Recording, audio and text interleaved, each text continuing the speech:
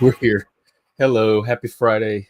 We're here with Chris, looking like a leprechaun, I'm a leprechaun pimp, leprechaun pimp. Yep. We have a lot of fairies around here and like to hang out, so lots of pimping to be had. Actually, not really, not as much as I would like, but we're working on it. And boobs. We're trying to get boobs We're for you. working on And now pimping. we have a couple on screen right now, but we're trying to get some better quality boobs. What? Her boobs are good quality. Don't say that. Oh, we do. Look at there. Oh, we're getting closer.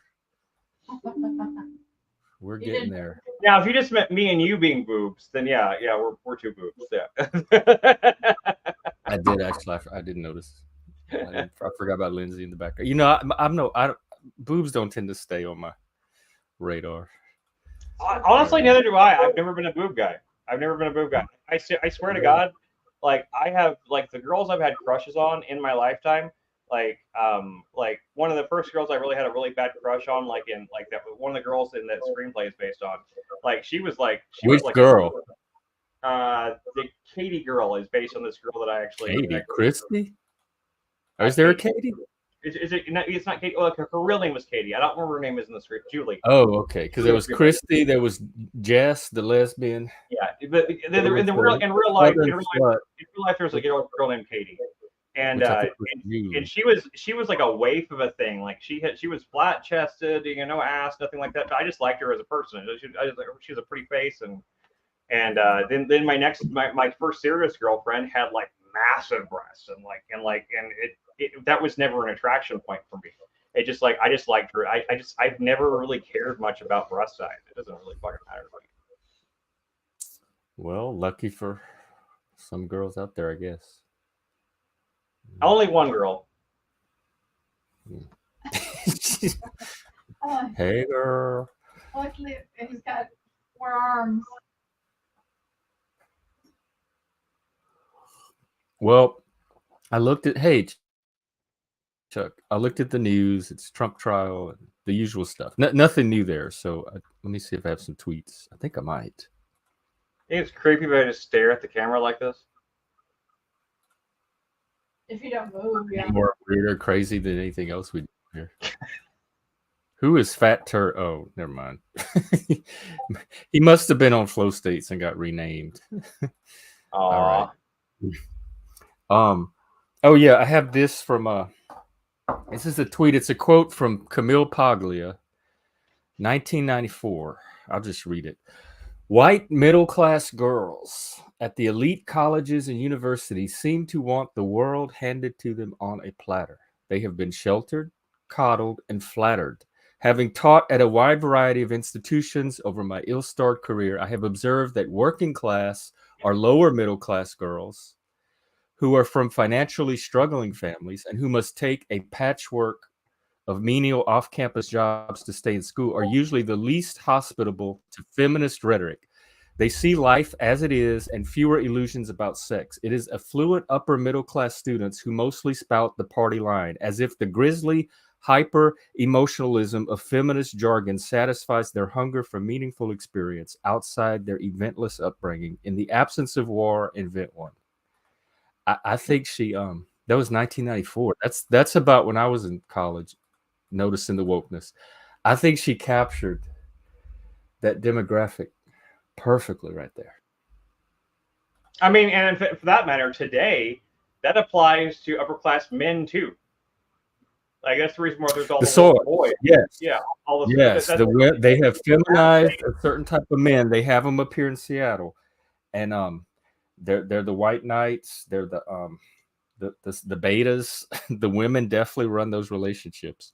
I was at the grocery store one time in Seattle, and there was this couple shopping for groceries, and the way the girl was talking to this guy, oh my god, she was scolding him and like fussing at him when he didn't get the right grocery or picked the wrong thing off this, like he was a child. I was cringing just being in the aisle with those two, and he seemed to like he seemed to think he was in the kind of relationship he wanted. So right.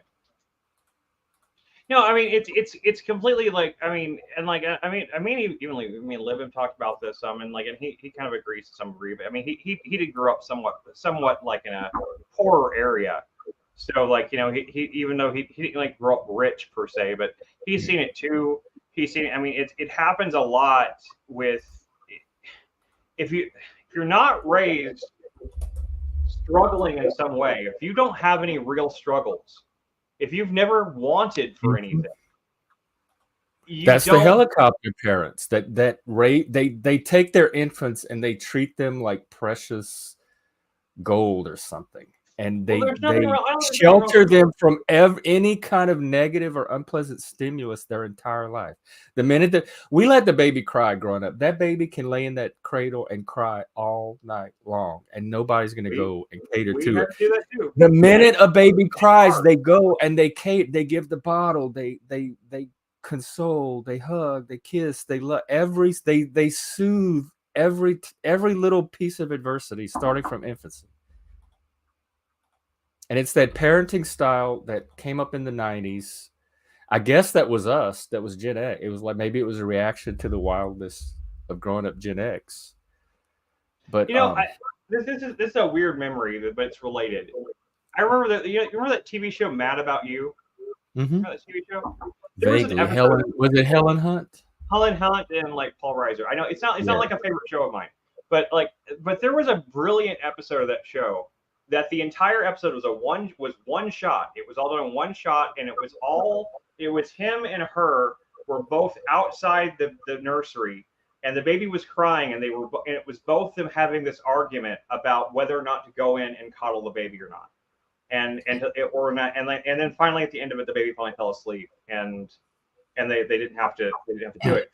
You make sure it's okay, it's not dying or need anything drastic, and then if it's not, then you just let it cry. It builds resiliency. Yeah. No, but we have to do that with Juniper too, and like you know how much I adore Juniper. Like I don't want to let her cry, but at the same time, like whenever it's time for bed, you have to let them fuss. You have to let them wear themselves out a little bit, and they'll stand up in their crib, they'll like fuss, and they want you to pick them up because they're signaling their need. So you're taking care of their need, but you're also establishing the authority, the dynamic where you're the authority figure and they're the thing being taken care of, and they're not running you. They're communicating their needs. You're assessing their needs. You're receiving the communication. You're assessing their needs, but you're the adult. If the situation is, if you think back to yourself, the baby's crying, you're like, wait, I don't think I fed her quite late enough. The last feeding I gave her probably was a little bit. Now it's now it might be 2 a.m. or something like that, and maybe the last feeding was at 7 or something like that. Maybe she does need a bottle. You take care of those needs because babies have needs like that.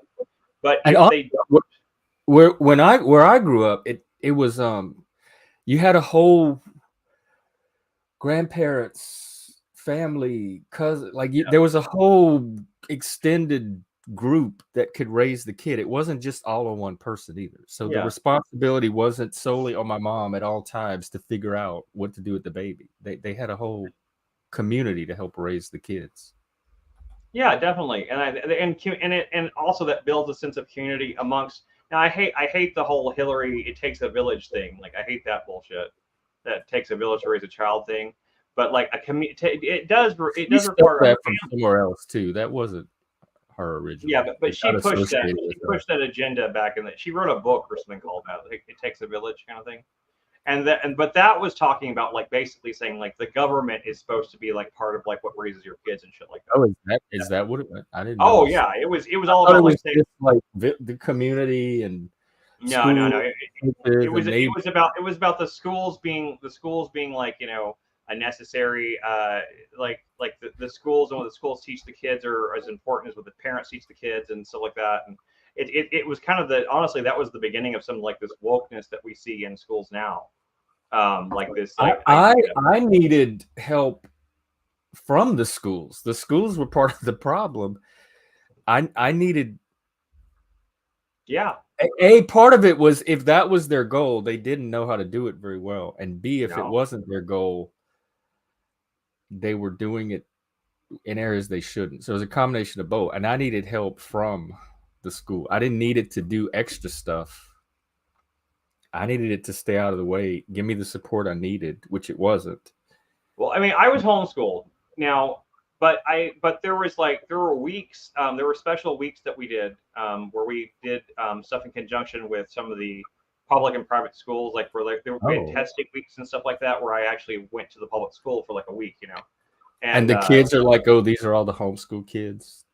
No, actually, I mean, like kids were nice and everything, but I immediately saw but even as a teenager, I saw the flaws in how little attention like the teachers were able to pay to each individual kid, like, you know, how much I never needed individual attention. Very few kids did, and they had like aides and resource rooms and stuff that you could get at. In my school, the teacher was not there to give individual attention to a kid. That wasn't the role of the teacher.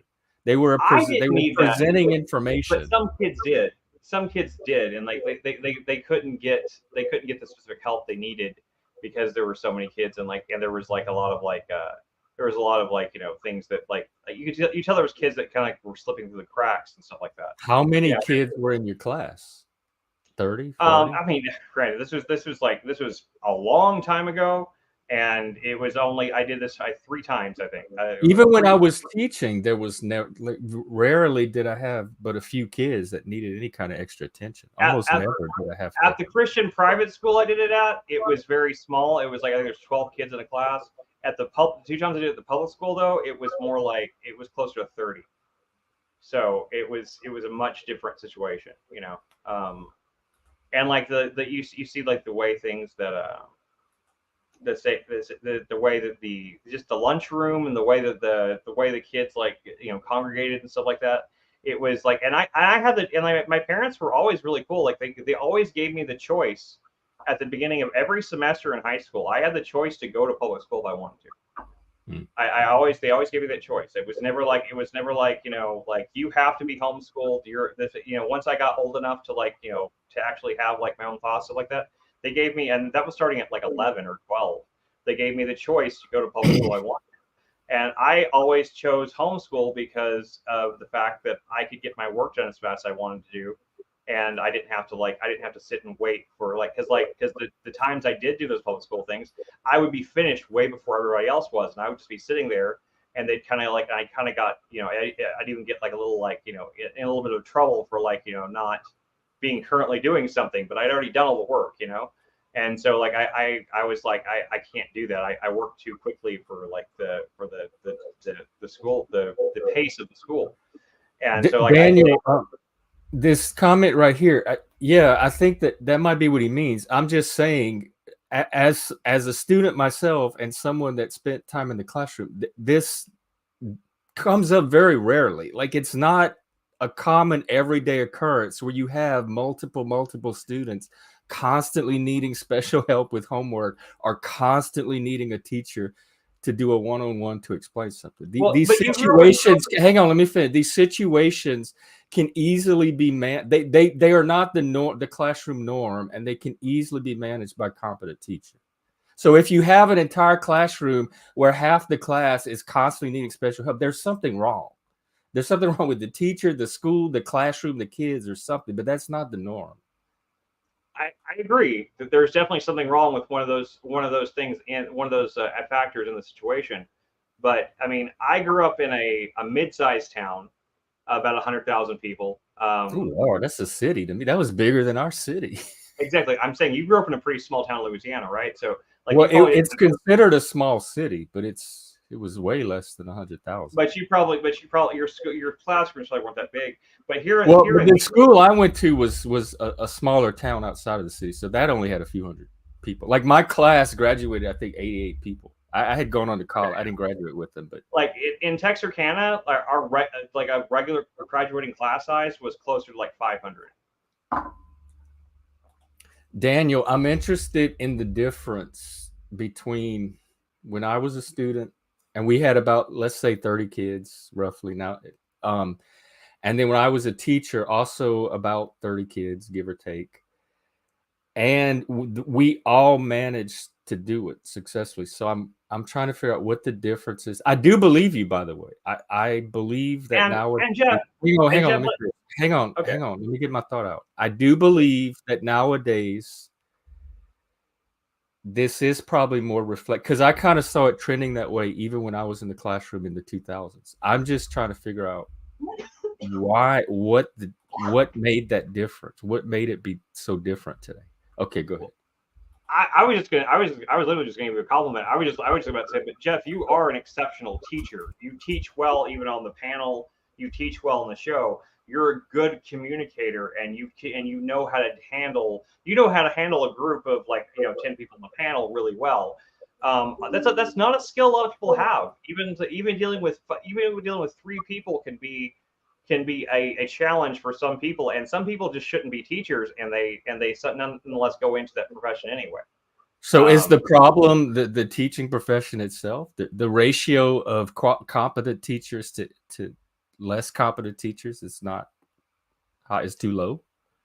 Probably, yeah. I mean, I would guess. Well, then what do you do? How do you solve a situation where the norm, the workforce is performing at a lower level than is needed to sustain the goals of that profession? Well, for one thing, I think that okay, so in colleges like they treat professors like they're gods, right? I mean, from what I heard, they used to. From what I heard, now professors get treated like shit. Most of them are adjunct, and they're overworked. They don't get paid well. They like the type of professor you're talking about is becoming less and less common, and they're replacing it with this new system of like associate professors. My point was that I think that high school and grade school teachers should be treated more on that level. They should be vetted, and it should be one of those. It should be like a profession like being a doctor or like being a lawyer. I don't think that's realistic in a lot of places because it's not realistic. They don't pay well. Most people don't want the job to begin with. And in the schools I was in and the schools I taught at, those schools are lucky to have bodies in the classroom. Like they are filling those classrooms with whoever they can find that is willing to do that job. So that's what I'm saying. The problem could be the workforce itself. I think the problem in a lot of cases is funding. I mean, they should be better funded. They should be paying high school teachers like more of a living wage. Is that gonna improve the quality of the teachers? If the quality is not out there, why would you pay more for something that's just not out there? Well, okay. No matter what, if you raise wages on a profession, you're going to get some people that are still not going to care. But for the most part, I have found. But let's not assume they don't care. Let's assume the average teacher actually cares. Okay. They just don't have the skill set. They don't know how to manage unruly kids. They don't know how to present information in a way that the kids can receive it. They don't know how to adjust their communication style to each kid, et cetera, et cetera. Let's assume they care. They just fall short on the different skills that they need.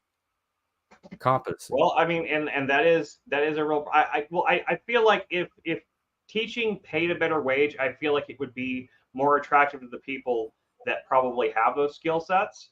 Those skill sets are very. I'll tell you why I won't do it. There's not an amount of money in the world that would incentivize me to teach. It's the bureaucracy and the system. It's not set up to support teachers like me. It is set up to work against teachers like me and to support the average teacher that we're complaining about now, the mediocrity. Yeah. So if schools want the teachers like me, it's not just funding that's gonna bring us back into the school. I left the school for a reason. Funding is not what's going to bring me back. It's the right support and creative freedom to let me do my job. I mean, it is possible. It's possible. I'm not saying it's likely or it's net definite. It is possible that if the funding was better, the bureaucracy might decrease somewhat because a lot of the bureaucracy might be stemming from the fact that I've never seen bureaucracy increase. It's the iron law of institutions or iron law of power. I've never seen a bureaucracy increase. Look at the universities now and how everything's getting centralized and administrative bloat. But that's also happening alongside, as you just said, that the professors and everything are being treated with less and less respect and stuff like that. when professors had like a degree of credibility and respect to them, that kind of bureaucracy and that kind But of that credibility and respect is earned through your work. And if the professors are not earning that credibility and respect anymore, that's Daniel, I think it's good to think outside the box. I would also encourage kids to do that. I don't think it's a bad thing. I mean, like, I would encourage, if a parent can, if you can afford to do it, I would encourage homeschooling in the sense that, at least especially for I would hang on. Let me revise that to it depends on the child. Look at your child's situation. Homeschooling may be a better solution. Public school may be a better solution. I would not make broad pronouncements. I'm not saying broad pronouncements. I said for neurodivergent kids. Again, look at the kid. Like, that's a good practice to get into with not only with neurodivergence, but with humans in general. Stop being overgeneralized and dogmatic and learn to work on the individual level. That's what your sister does. Yeah. I mean, I don't think believe me, I'm not a public school abolitionist, okay? I don't believe that public and private schools should go away. Everyone should homeschool their kids. I don't believe that all parents are set up for that or be able to do that, and not all kids are going to take to that kind of learning. For someone like me, I learned to learn on my own. I learned how to. But we're autodidacts. We are not the norm for the public schools. We are not what it's set up for. So I don't even know how useful our criticisms of it even are. You're right. I don't. Our criticisms may not be that useful, but I do think there's something to what we're saying. There's something in there that rings true for me.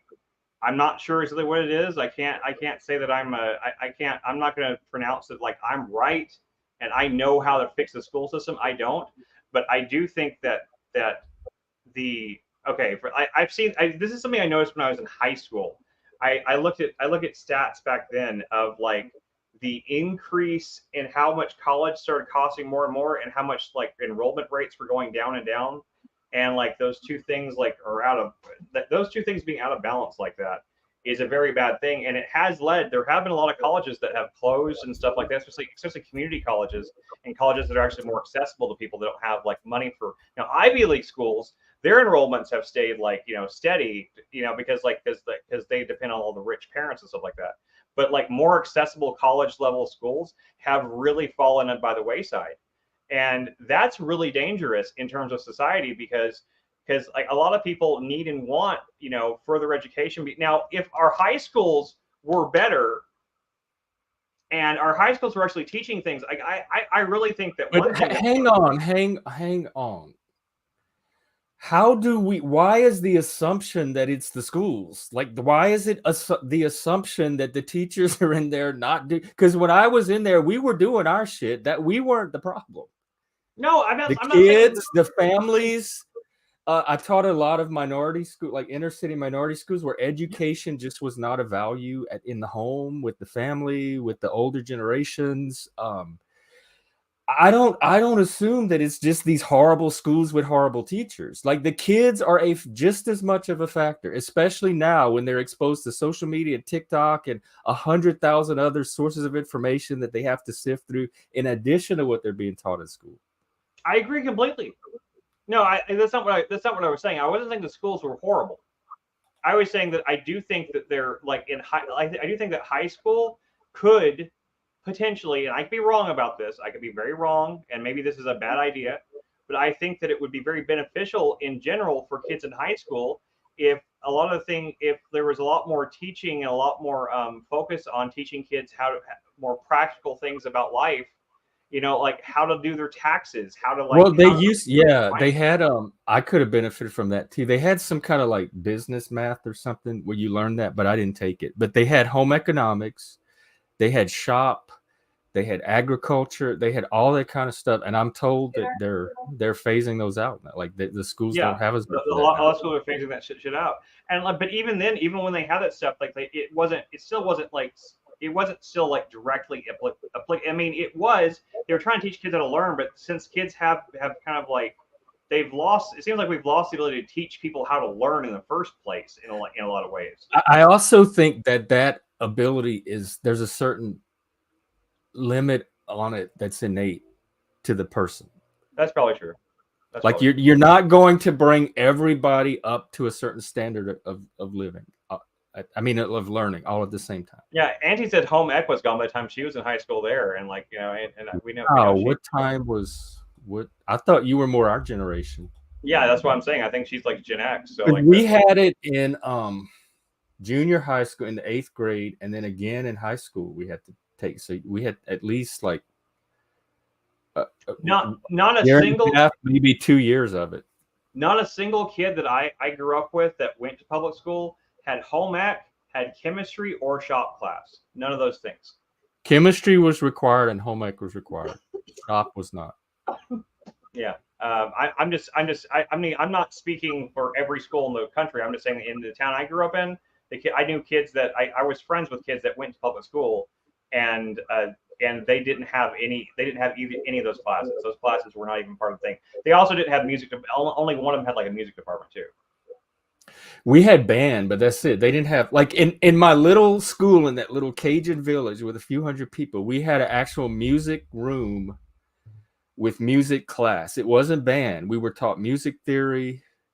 Yep. He played the piano. We sang songs. We played these different. It was music class. And in the bigger town, they had nothing like that. They had band, and that's it.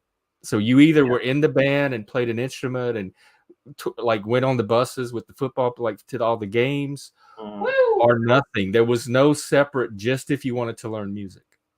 I think learning music is actually learning music. I think that's one of those languages that kind of helps rewire your brain in a way that helps you think in more creative ways because of the way music works. I think it's way more important than just learning an instrument. I think it's a very similar learning math. That's what Plato said too. But music, mathematics, and astronomy were the three foundational disciplines for the human mind. I don't know if how much astronomy matters in practical society today, but still, I still. Well, you have to take it in the context of Plato's time in ancient Greece, where that was a very significant science at the time because they were cataloging all of the patterns. No, I still think it would be great if we taught those things. I don't know that how much practical application there is for it today, but still, I think. Well, we have physical science. Like with Plato, what substitutes for astronomy in our day is we have the physical sciences, but it's the same thing that it's the same field that astronomy would take the place of in Plato's day because they didn't have all that shit developed up to the point. But if Plato lived now, he'd probably say science. Or including chemistry, astronomy, and including mathematics. Chemistry is another thing that I think learning chemistry like teaches you a lot about like how to think in a different kind of language too. Chemistry was so easy. Like I loved balancing the equation. That was so easy. Like, how do you balance this equation? And once you figure it out, it's either balanced or it's not. It was like a puzzle, and it had a solution. And once you saw it, you solved it, and the equation was balanced. Honestly, like I didn't as a homeschool. My dad wasn't a mechanic or anything, so I didn't have the option to like have like a shop class or anything like that. And there weren't any, and none of the schools taught it. But like it would have been hugely. Thankfully I had a grandfather that taught me how to like do things like change oil and stuff like that, like to do the basic things. But like it would have been hugely beneficial for me to learn basically how engines work and stuff like that. You know, well, you seem to be doing okay even without that. You just but thanks to YouTube and stuff like that. But it's like that's all self-taught learning. You know, I'm just saying. That was my whole point. We are self-taught. Like, how is that different than anything we did as a kid? We did the same exact thing. We didn't have YouTube. We went to the library. We found a person that could teach us. But it's the same thing. It's autodidacticism. And you and I have it, but most people don't. I don't know what it's like to need to sit in a classroom and have a teacher explain things to me. I've never needed that to learn. I could always learn on my own without that. And it's true. Like if I had been in a classroom with that kind of thing, there's no guarantee I would have learned it that well because I was always really bad at learning in classroom settings. Like learning in like with a one person like lecturing to a group never worked very well for me. I was a hands-on learner. I need to learn by like someone showing me how to do the thing and then letting me do the thing. That's how I learned, you know? So like, there's no guarantee that would have helped me as a student either. So I mean, that's a good point. You know, like even someone like myself, like even though I'm advocating for it, I probably would say that there's a good chance it wouldn't have worked. But yeah, I'm just saying, like, I think that if high schools were more focused on teaching kids like maybe more practical things, and of course with teachers that knew how to teach that kind of stuff to kids. Well, they used to be. I don't know why that shifted, other than there's this move away from the working class in general. Yeah, and the fact that and well, because now there is a good reason possibly for that. There is I don't know if this is a conscious thing they're doing, but there is possibly a good reason for moving away from some of that stuff, is because of the rise of automation and everything like that. It might be more important for kids to learn coding than learning like mechanical skills these days, because automation is taking But we place. still need mechanical skill. I mean, we still need. Can a robot repair your car yet? Not yet, no.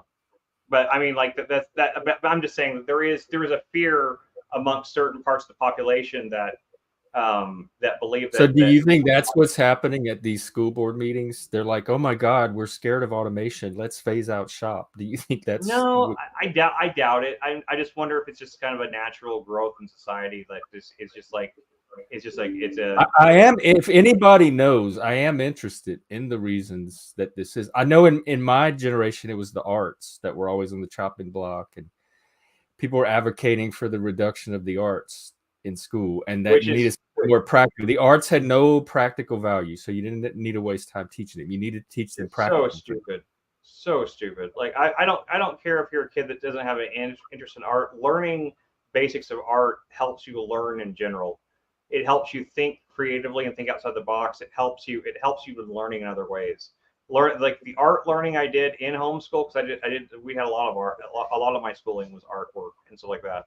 And like I learned probably more about learning from art than I learned and music than I learned from anything else. You know, like I mean, yeah, I ultimately did. I taught myself how to play guitar. I still can't read music for shit. I wish I could. But my dad was my dad who would have been the one that would have taught me how to read music, because he's the one that knew how to do that stuff. Reading music is really easy. He was a minor in music, but yeah, but I can read music. I just can't play it. Well, I can play it and I can't read it. So yeah. together we make it. Together we make have the coordination to actually play it, but I can read it. I can pick out a melody. My ambition for learning guitar was because I really wanted to play songs and sing them. So I was really, you know, I had the ADHD brain a part of me. It was just like I was really interested in doing that. So I taught myself how to do it. I started out with my dad's bass guitar, and then I found like an old guitar at a yard sale. And look at you go. Yeah. And I did. I made the guitar. I made the guitar line. Your pact with the devil ain't stronger than the holy arts. Well, I don't know, because don't humans have to be able to think through problems that AI might not perceive? Or here's what I see. So far, what I see in coding with AI is really good for creating basic code structures. For creating like a basic code, like if you're trying to create a really basic program, like almost like something that I would have learned, that I did learn in high school. Like I learned how to do basic programming in BASIC, which was like that was the computer language at the time. You know, that was like the old DOS language for disks and stuff like that.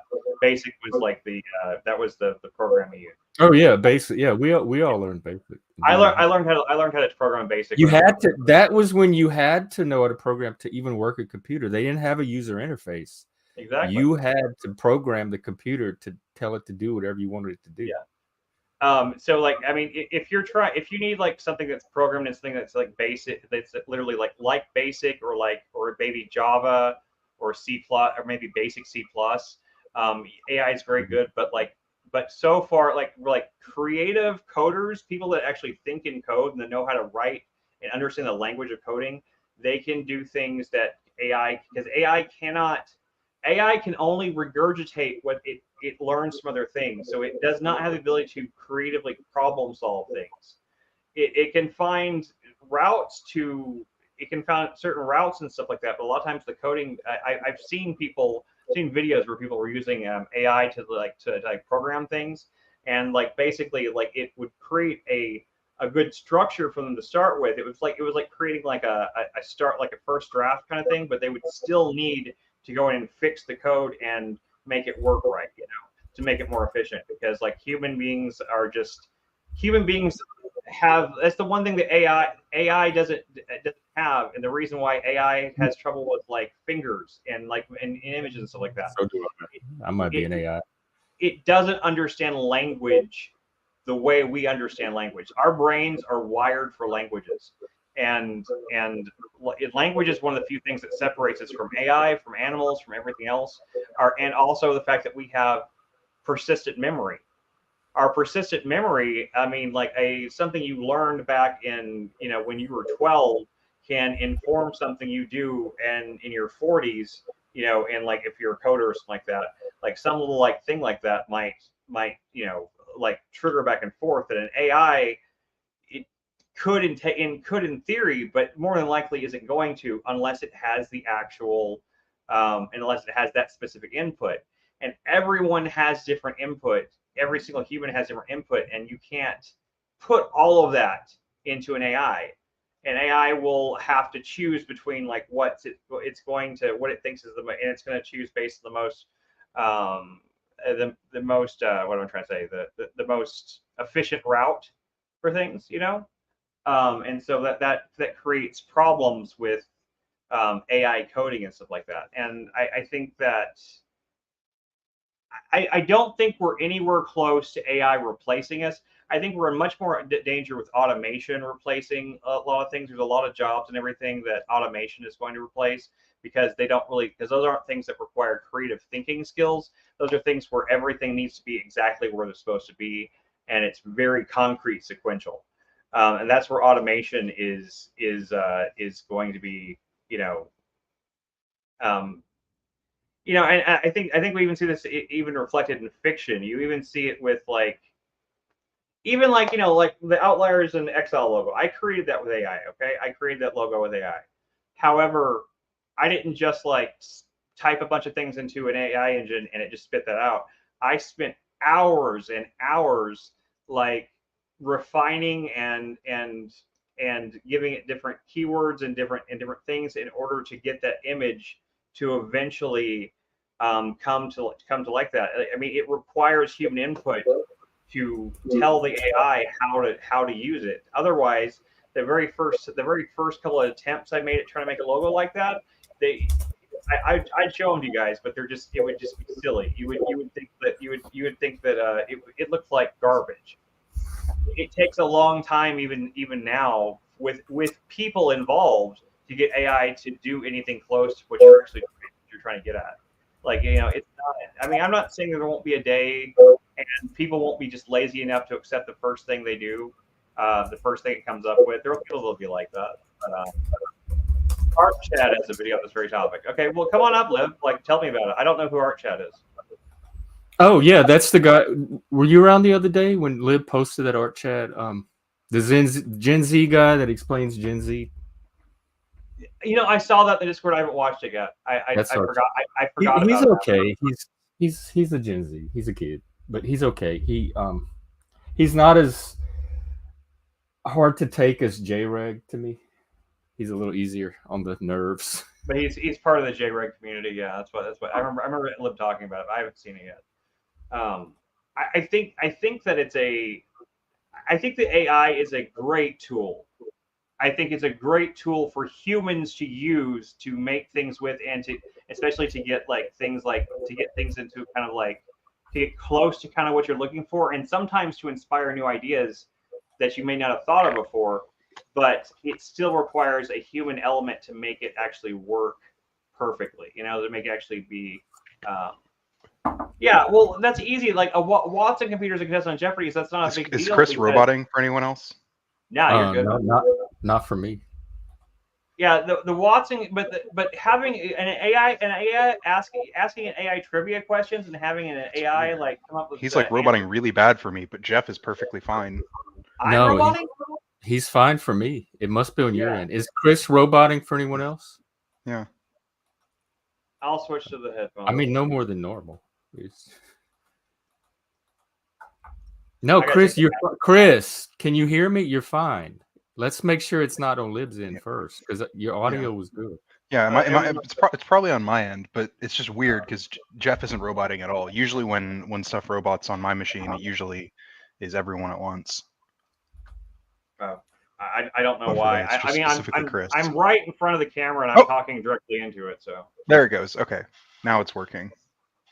It Okay. wasn't you. That was so weird. that's it what I'm saying. maybe Yeah. it was like a buffering. It might have been a buffering thing. It might have not have buffered all the way yet. Now that the buffer is caught up, it might be there. So Maybe, I don't know, but yeah, no. Art Chat had a video. He used Evangelion to talk about this very topic, because Evangelion, the anime, delves into this kind of like idea of I love Evangelion, by the way. Yeah, Evangelion yeah.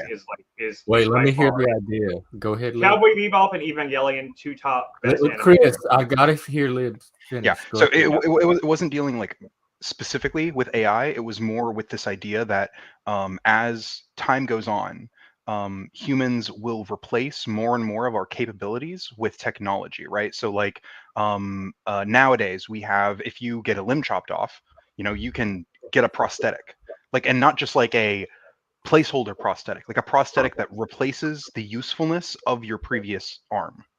And like it even connects like to even more mundane things, right? So like, especially today, the internet and phones supplant some of our like knowledge, right? Like we use these tools to supplant our knowledge, and it's like a tool that becomes so ingrained within human society that we can't go without it.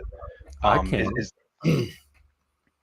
I mean, could you I can go out off in the woods for a week too, and completely leave the internet behind and be fine. Sure, but like, could you continue to have these kinds of conversations without access to the internet? At But the that same, wasn't what you said. You said survive, not have specific particular conversation. So now you're switching the criteria. Okay, maybe I misspoke then. We are supplanting our own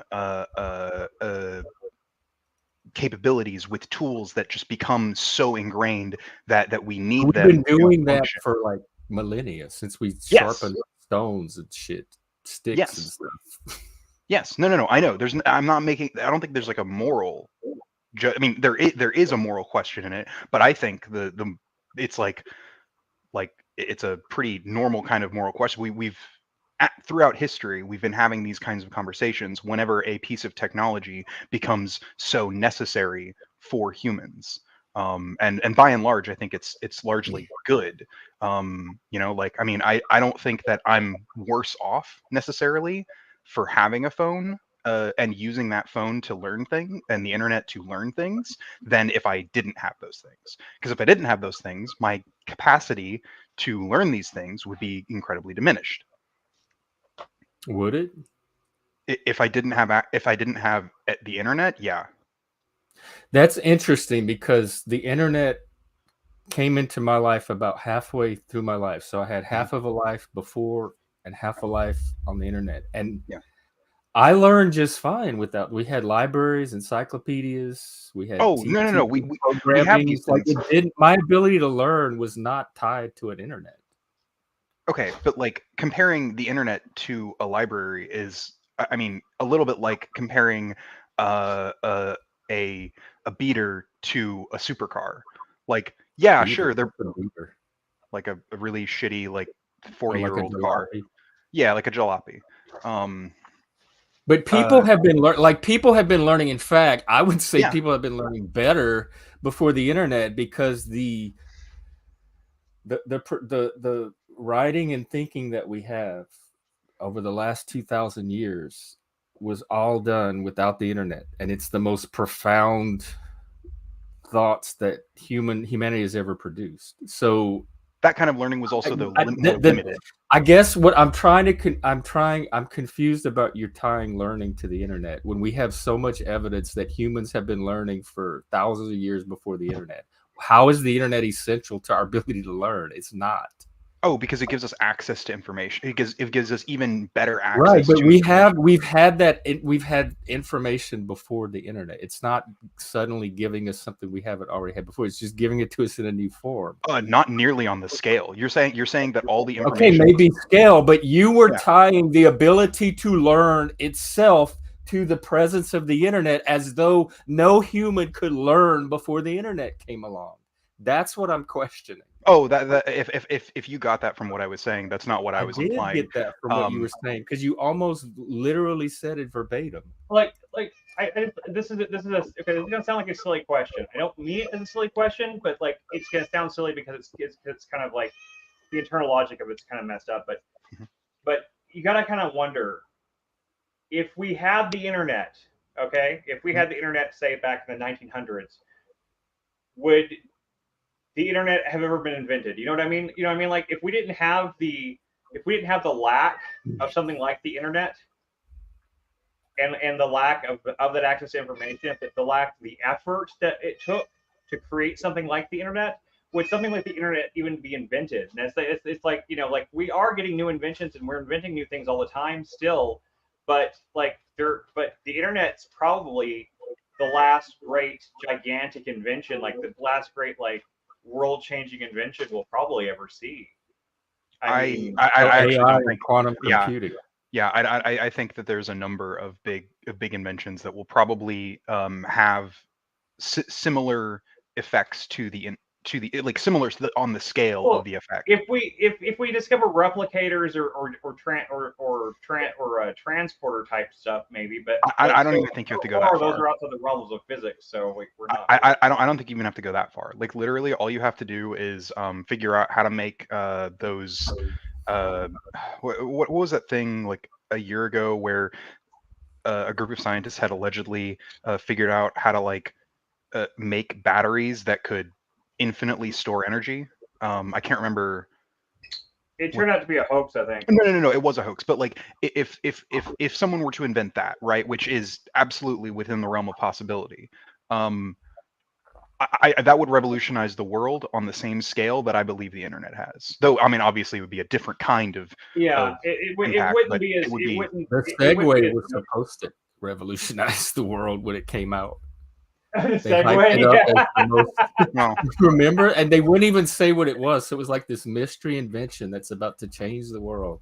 And they teased it for like months. And then once it was revealed, people were like, "It's a scooter."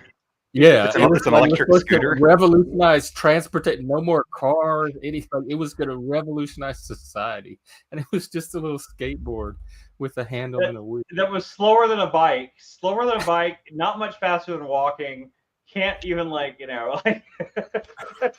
And like what the inventor of it died on one. That is hilarious. He ran off a cliff. Oh, did he really? I'm pretty sure. I could be wrong, but maybe that was a joke. Maybe that's an urban legend. Maybe that's like an urban legend.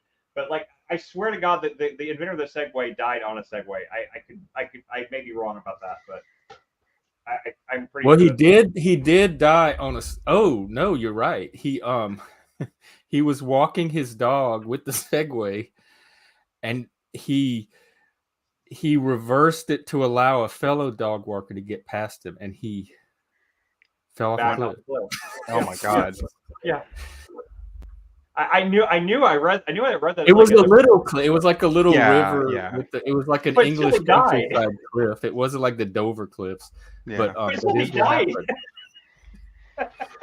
He died of multiple blunt force injuries of the chest and spine, consistent with the fall whilst riding a gyro bike. Okay. If I could possibly rephrase this just to get, I think, my meaning across. The internet has been a tool that has absolutely scaled up the average person's ability to information and the ability to learn. Hang on. So far, I was with you. All information is one thing. Ability to learn is something else. Most of it's innate. I'm questioning that there's this external tool that can suddenly give people that don't already know how to learn a magical ability to suddenly start learning. I think I understand what Lib was saying. I don't think he was saying that though, Jeff. I think he was saying just the ability in terms of the access to the information. I don't think he meant Yes. I don't He think keeps he tying meant it to ability to learn. He's done it 2 or 3 times now, and that's what's throwing this conversation I don't off. think he means ability to learn the way we mean. Well, it, he though. keeps doing it. He keeps doing it consistently. So for him, in his mind, somehow they seem to be tied, and that's what I'm picking apart. Hey, Axis. Well, Okay, I won't use the phrase ability to learn then.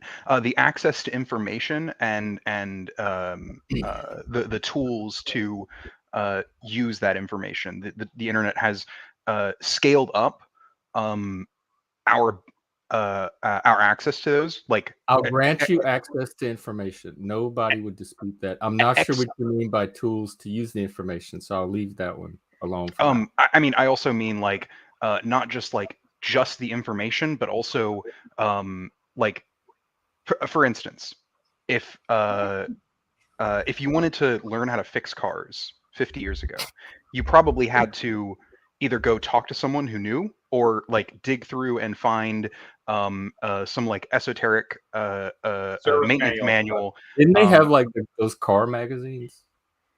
Or No, those like I have been using the internet to access service manuals for my car. I know. I mean, and there was a time before the internet. If you wanted one of those service manuals, you had to go to like a specialty auto shop, and you had to pay a lot. They were like $200-$300, and you had to pay for this book that they didn't even have in libraries. You'd have to actually go and buy this book that had the whole service, the whole. Daniel Price has an excellent point. We may have access to more information, but what is it? Quality information? Is it the same quality? Yeah, I'm not making a statement about the quality of the information. The quality of the information very much varies on the internet. Probably more so than a lot more so than it does in encyclopedias. I'm not making a judgment on that, but like, having the access to that information, we have never had more access. More people have never had access to more information before in human history, and that has like fundamentally changed the way that we approach information. How? I mean, just like based on the fact that like of like when the idea of like going and doing your own research is a very like new idea or phenomenon. Well, I mean new in like modern. Again, modernity. people have been doing. There's been like consumer advocacy groups that have been doing consumer research for years and years.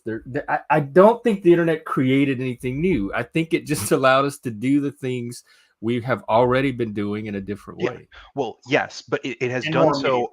It has done so on a scale that it's kind of like economies of scale, right? Like we're doing sort of the same thing, but we're doing so much more of it that it's becoming a different kind of thing. All of that. It is so much larger of a scale that it is changing things. Okay, so the whole idea of experts, right, is a concept that while you and I and many people may still, I guess like go with this idea that like expertise is and experts on topics and issues is important. There is a growing attitude that this idea of experts is like gone away, right? So like we have more independent journalists, people who like more again that more idea of like. This is news to me that the idea of experts have gone away. So I'm trying to follow. Oh no, I mean, I definitely agree with that. That is definitely a. You still see them on. We suddenly don't need experts anymore, or people that are qualified. I mean, it's just that what the definition of expert has gotten so watered down that like they'll bring on someone as an expert onto like the news. That's what I'm saying. This is new. I'm here. This is new to me. I'm hearing this. Y'all are saying something very matter of fact that I'm hearing for the first time. It sounds very strange. So I did not get the memo that both of you got. That's why this is. I'm taking my time with this So conversation. I feel like you may have not been paying attention when some of the conspiracy theorists have come up on this panel then, because a number of them have come up and like been incredibly dismissive when like you or I or Yeah, I someone else don't has. take that as the norm. If you're saying the conspiracy theorists are the new norm and that is the new view on experts is the one that the conspiracy theorists have, Well, I it's not. definitely didn't get There's that an memo. argument to be made for that. I Well, hope that's not the case, but there's an argument. it's not just conspiracy theorists though. I've run into this when talking to like your average like literally someone who like you look at them and like you don't even have to hear them talk. You can just look at them and be like, that is the median voter. That is like. Well, I'm not talking the about that. I'm talking about the people that use experts. Mhm. I use them when I need them, and I have Yeah. the people empowered in charge are using them when they. I think those people are still using expert. I don't think the reliance on experts has decreased just because subjectively, when you look on the internet, it seems like the conspiracy theorists are skeptical of them. Well, I mean, I'm not just talking about conspiracy. I was using the conspiracy theorists because we have talked to people like that on Okay, this well panel. then, who is no longer using experts that used to use them? All right. I have talked to multiple of my family friends who have like talked to me about concept like pretty like intricate and like complicated topics. And when I disagreed with them, well, they said, "Oh, well, just go and do your own research." Okay. And Wait, I missed what you said. Say that again. And they have said, just go and do your own research. Like if you disagree with me, just go and do your own research. Which What does that have to do with experts? Because my thing is, what I'm talking about and what I try to do as much as possible is, especially when I'm talking on these kinds of like complicated topics, I usually try to defer to experts for the most part. I think it's obviously you don't want to like just completely kowtow to like whatever someone who is allegedly an expert on a topic says, but like I think there's a reasonable sort of degree of like being like this person it spends most of their time doing this. They probably know more about this than me. I will their opinion will matter more to me than someone else. But like there are people who will like dismiss, and this isn't like a crazy like conspiracy brained person. This is like these are like average Joes, and this is like permeating within our culture. It's not like completely overtaken everything about our culture, but it is definitely I think more of. Maybe you're seeing something I don't notice. I don't know what you're looking at. But I'm not saying you're wrong. I'm just saying I don't know what's giving you that impression. I'm not. See, I don't pay attention to the average Joe either. The average Joe has never like really been hot on experts. That's nothing new. Like the working class or the people I grew up with had always been kind of skeptical of the experts. Well, again, I don't. Again, I think this is like a modern problem, and by modern I do mean like modernity, like literally like 20th century onward. Like I think before the 20. Well, sure, that's been our whole life. My parents, we're all 20th. There's 3 generations of 20th century. Sure, but like I think this has become a growing problem within the 20th century that it wasn't a problem in previous. I hear you say that. I just don't know what it's based on. I have not followed your argument. I don't know what that's based on. I don't have a particular impression that reliance on expertise has changed much than it's ever been. I mean, like if experts or if the reliance on experts is decreasing, what's replacing it? Oh, the reliance on like an individual's capacity to go and. But isn't that used like when you do research? Aren't you turning to an expert to see what they said on the top? Isn't that relying on experts?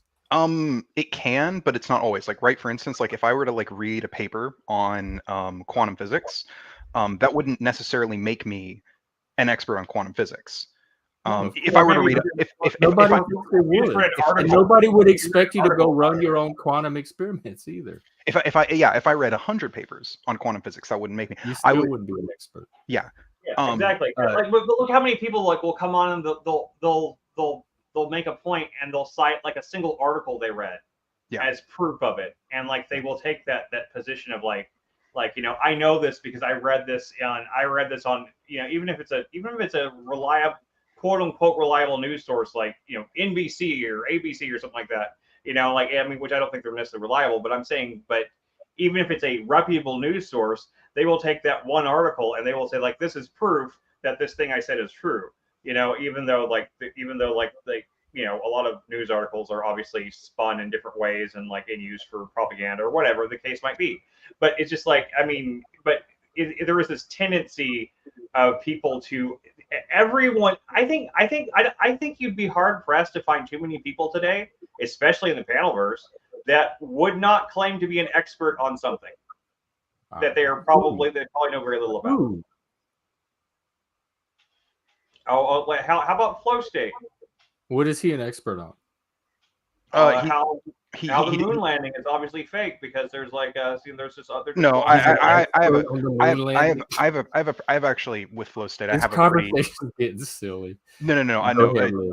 Flow state has claimed to be like an expert on economics before, which you're Jeff. I think you're muted. You're muted or something, dude. I can't hear you. I can't hear you. We can't hear you. Yeah, we can't hear you at all. Yeah, you weren't muted, and then and you were still talking, but like it just went out. Oh, it might be it's your mic. Yeah. Mm-hmm. Yeah. We love these technical issues. Technology, can't live with it, can't live without it. It's I mean, honestly, but I mean, like, actually, having an economics degree doesn't mean you're an economic expert. I mean, what was the old standard? 1,000 hours of study in one particular area made you an expert, like they used to say. It's kind of an arbitrary number somebody came up with, and I mean, and it's honestly, it's kind of unless somebody is literally like an expert is something that you would actually have to like encounter, and you can like you talk to that person enough, you're like that person is an expert in something. They really know the ins and outs of it. But there's lots of people that are quote unquote experts in things that like literally they just know like one thing, it's just like someone who got a degree in economics 50 years ago but has not worked in a field relying on economics since then would probably not be an expert on economics today. Well, you don't know. An expert is anybody who can convince someone that they're expert on something. Loud, they either have a body of work to set it up. Like you are not the determinant of an expert. Oh no. Yeah, I'm saying that I'm saying in this example, somebody who was to say like if they went to school 50 years ago, they got a degree in economics, right? And then they went and worked at McDonald's for the next 50 years. I think it's highly unlikely, unless they were doing a lot of work in their off times. I don't think it would probably be accurate to call them an expert in economics. Well, now we're in semantics. This conversation is not interesting because the semantics of what an expert is. The larger conversation about is reliance on expertise decreasing was way more interesting. Yeah, we were just talking because someone in chat, can't spell Lou, had said that Flo has an economics degree. I don't consider. I mean, he might be more of an expert than me, but I don't consider him an expert. That does not make him an expert. That was my point. Is that a degree in economics does not necessarily make someone an expert. Was all the point was. Okay. I mean, if there's one thing in my life I could claim any expertise in, it would be like say screenwriting, and I still don't consider myself an expert. So, I mean, like, but I probably put 1,000 hours of research. But that's you claiming expertise. To actually be expertise, other people would have to recognize it and then like seek you out for it and make you. I'm an expert on autism. Until people start seeking me out as an expert and relying on my insight into it, then I that's all it is me claiming I'm an expert. I mean, for what it's worth, I think that Chris is probably very much an expert on screenwriting, from what I understand. And Jeff, you definitely seem to be a expert on autism. But that doesn't make it like what No. is Chris's evidence for his expertise other than his claim that he's an expert? Oh, I mean, for me, My writing. for me, I'm going off of my encounters with Chris and having. I know, but read the it screenplay. takes. I guess it's going to take something other than Chris himself and his circle of friends thinking he's an expert to actually propel him to the status of expert. And Daniel, I'll have you know, I've never once mailed a script to a Hollywood producer at all. So. I'm an expert in mailing scripts to Hollywood producers. Yeah. Well, hey, look, Daniel. So is Ben Shapiro. Ben Shapiro loves mailing his scripts to Hollywood producers and then not getting approved. It was his pastime before he became a political commentator. I can't believe that none of the movies they've made have been written by him yet. I can only imagine that Jeremy Boring is actually much more shrewd than we're giving him credit for, and he actually read the scripts and been like, "No, Ben." No. Given from what little I've seen of Lady Ballers, don't be wrong. Jeremy Boring is no expert either, and he shouldn't put together. But I'm saying if Jeremy Boring's that bad, and he's seen Ben Shapiro's scripts and isn't making them, then there's got to be something real wrong there. I mean, it could also similarly be that Jeremy Boring is like, or whoever is like above Ben Shapiro at the Daily Wire is like a very like self-centered, and like they're like, I can write the movies, Ben, you don't get to write the movies, I'm in charge, I get to write the movies, and that. I mean, it's a big company. There's big personalities there. No, I wouldn't put it past. I'm thinking about trying. I'm thinking about trying to really like make something real right-wing conservative and see if I can submit it to him and get it made. I see a lot of potential there. I think I could do it. What do you think? I don't know. I've talked about this with people in my poly. Actually, I joked about this with the guy in my poly. I mean, it could be like it could be subtly a parody of right-wingism, but like do it subtly enough where they wouldn't be able to get it. You know? Well, which is that like I could definitely go and like become like a right-wing grifter influencer. Like I could do it. I firmly believe I could. Hey, let's do it together, buddy.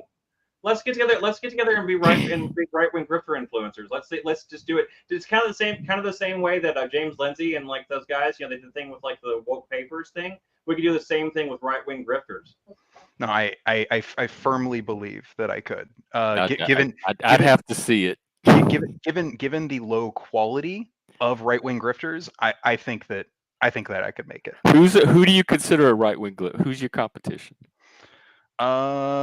Candace Owens is one. Charlie Kirk. I think you could do better than Candace. I just don't know if you could gain the credibility you need with the right. I don't know if you could pass yourself off as right Jeff, enough. Jeff, I would. Ruben is the gold standard. Ruben's the gold standard. Yeah, like I mean, for what it's worth, I don't think. Well, I don't think he's as much of a grifter as like Candace Owens is, but and grifter is like subjective, right? That's like I think she's a grifter. Grifter just means that they don't really mean anything they're saying. They're just doing it to see if money. Yeah. For what it's worth, I actually probably shouldn't have said Charlie Kirk because I don't think Charlie Kirk is a grifter. I think Charlie Kirk probably. I think Blair White believes like no one's actually a grifter, right? They'd be in jail for fraud or something. No, they're all perceived grifters. There's no law against like. Yeah. What about that guy that sells the prayer cloths on TV that used to? I guess that he's selling something, so that's not even a grift. Yeah. Yeah, it's not. It's still legal. I mean, as long as you can't prove that he doesn't. Well, who's somebody that we could all agree is a grifter? So I'll have a. I would say Dave Rubin, but if it's not Dave Rubin, I don't agree. I don't agree that he's a grifter. I don't know how to tell that he's a grifter versus somebody. He's not obvious enough to me to be a grifter. So who's obvious? I mean, I'm gonna be real. I feel like Candace Owens feels like but one of the most obvious ones. She's not obvious enough for enough people to agree. I'm trying to find somebody that most of the world would say, yeah, that's a grifter.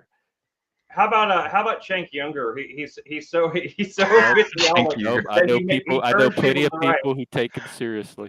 Yeah, I- unfortunately. that was a I'm joke. trying to figure out if grifter has meaning or if it's just like an ad hominem that's thrown around for the team members on the I other didn't side you understand what don't it meant like. for a long time until I realized that it was talking about people that I mean, specifically It's they do people not that believe are the same. like I mean, I could trying to. explain why I think, like, for instance, Candace No, Owens is a no, no, grifter. no, no. I don't want you to do that. I'm trying to understand. I'm trying to get an idea of a standard we could use for a grifter. That's why I want somebody really obvious so that we can measure everybody else against them. I really hate saying it, but I kind of feel like I don't feel like he is a full-on grifter, but I feel like Jordan Peterson has been doing a bit of grifting. Well, since he's he not going joined to the White. work. It needs to be somebody Yeah. really obvious. Who in the past is like what did Jim and Tammy Faye, were they obvious grifters? Oh yeah, they probably I were. don't know who they are.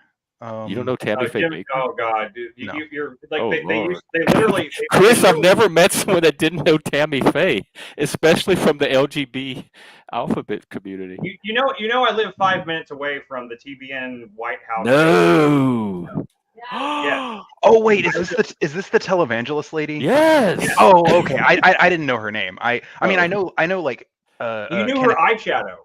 I and know her her hair. eyeshadow. She's like a gay icon, like the entire. She's I like know- what they were like anti-gay, and she became Yeah. a gay icon somehow anyway. Yeah, I mean, I know some of the television. Like, I know Kenneth Copeland, the fucking demon guy. Yeah. Okay, grifter. Can we use him? Can we say Yeah, he's no, an obvious grifter?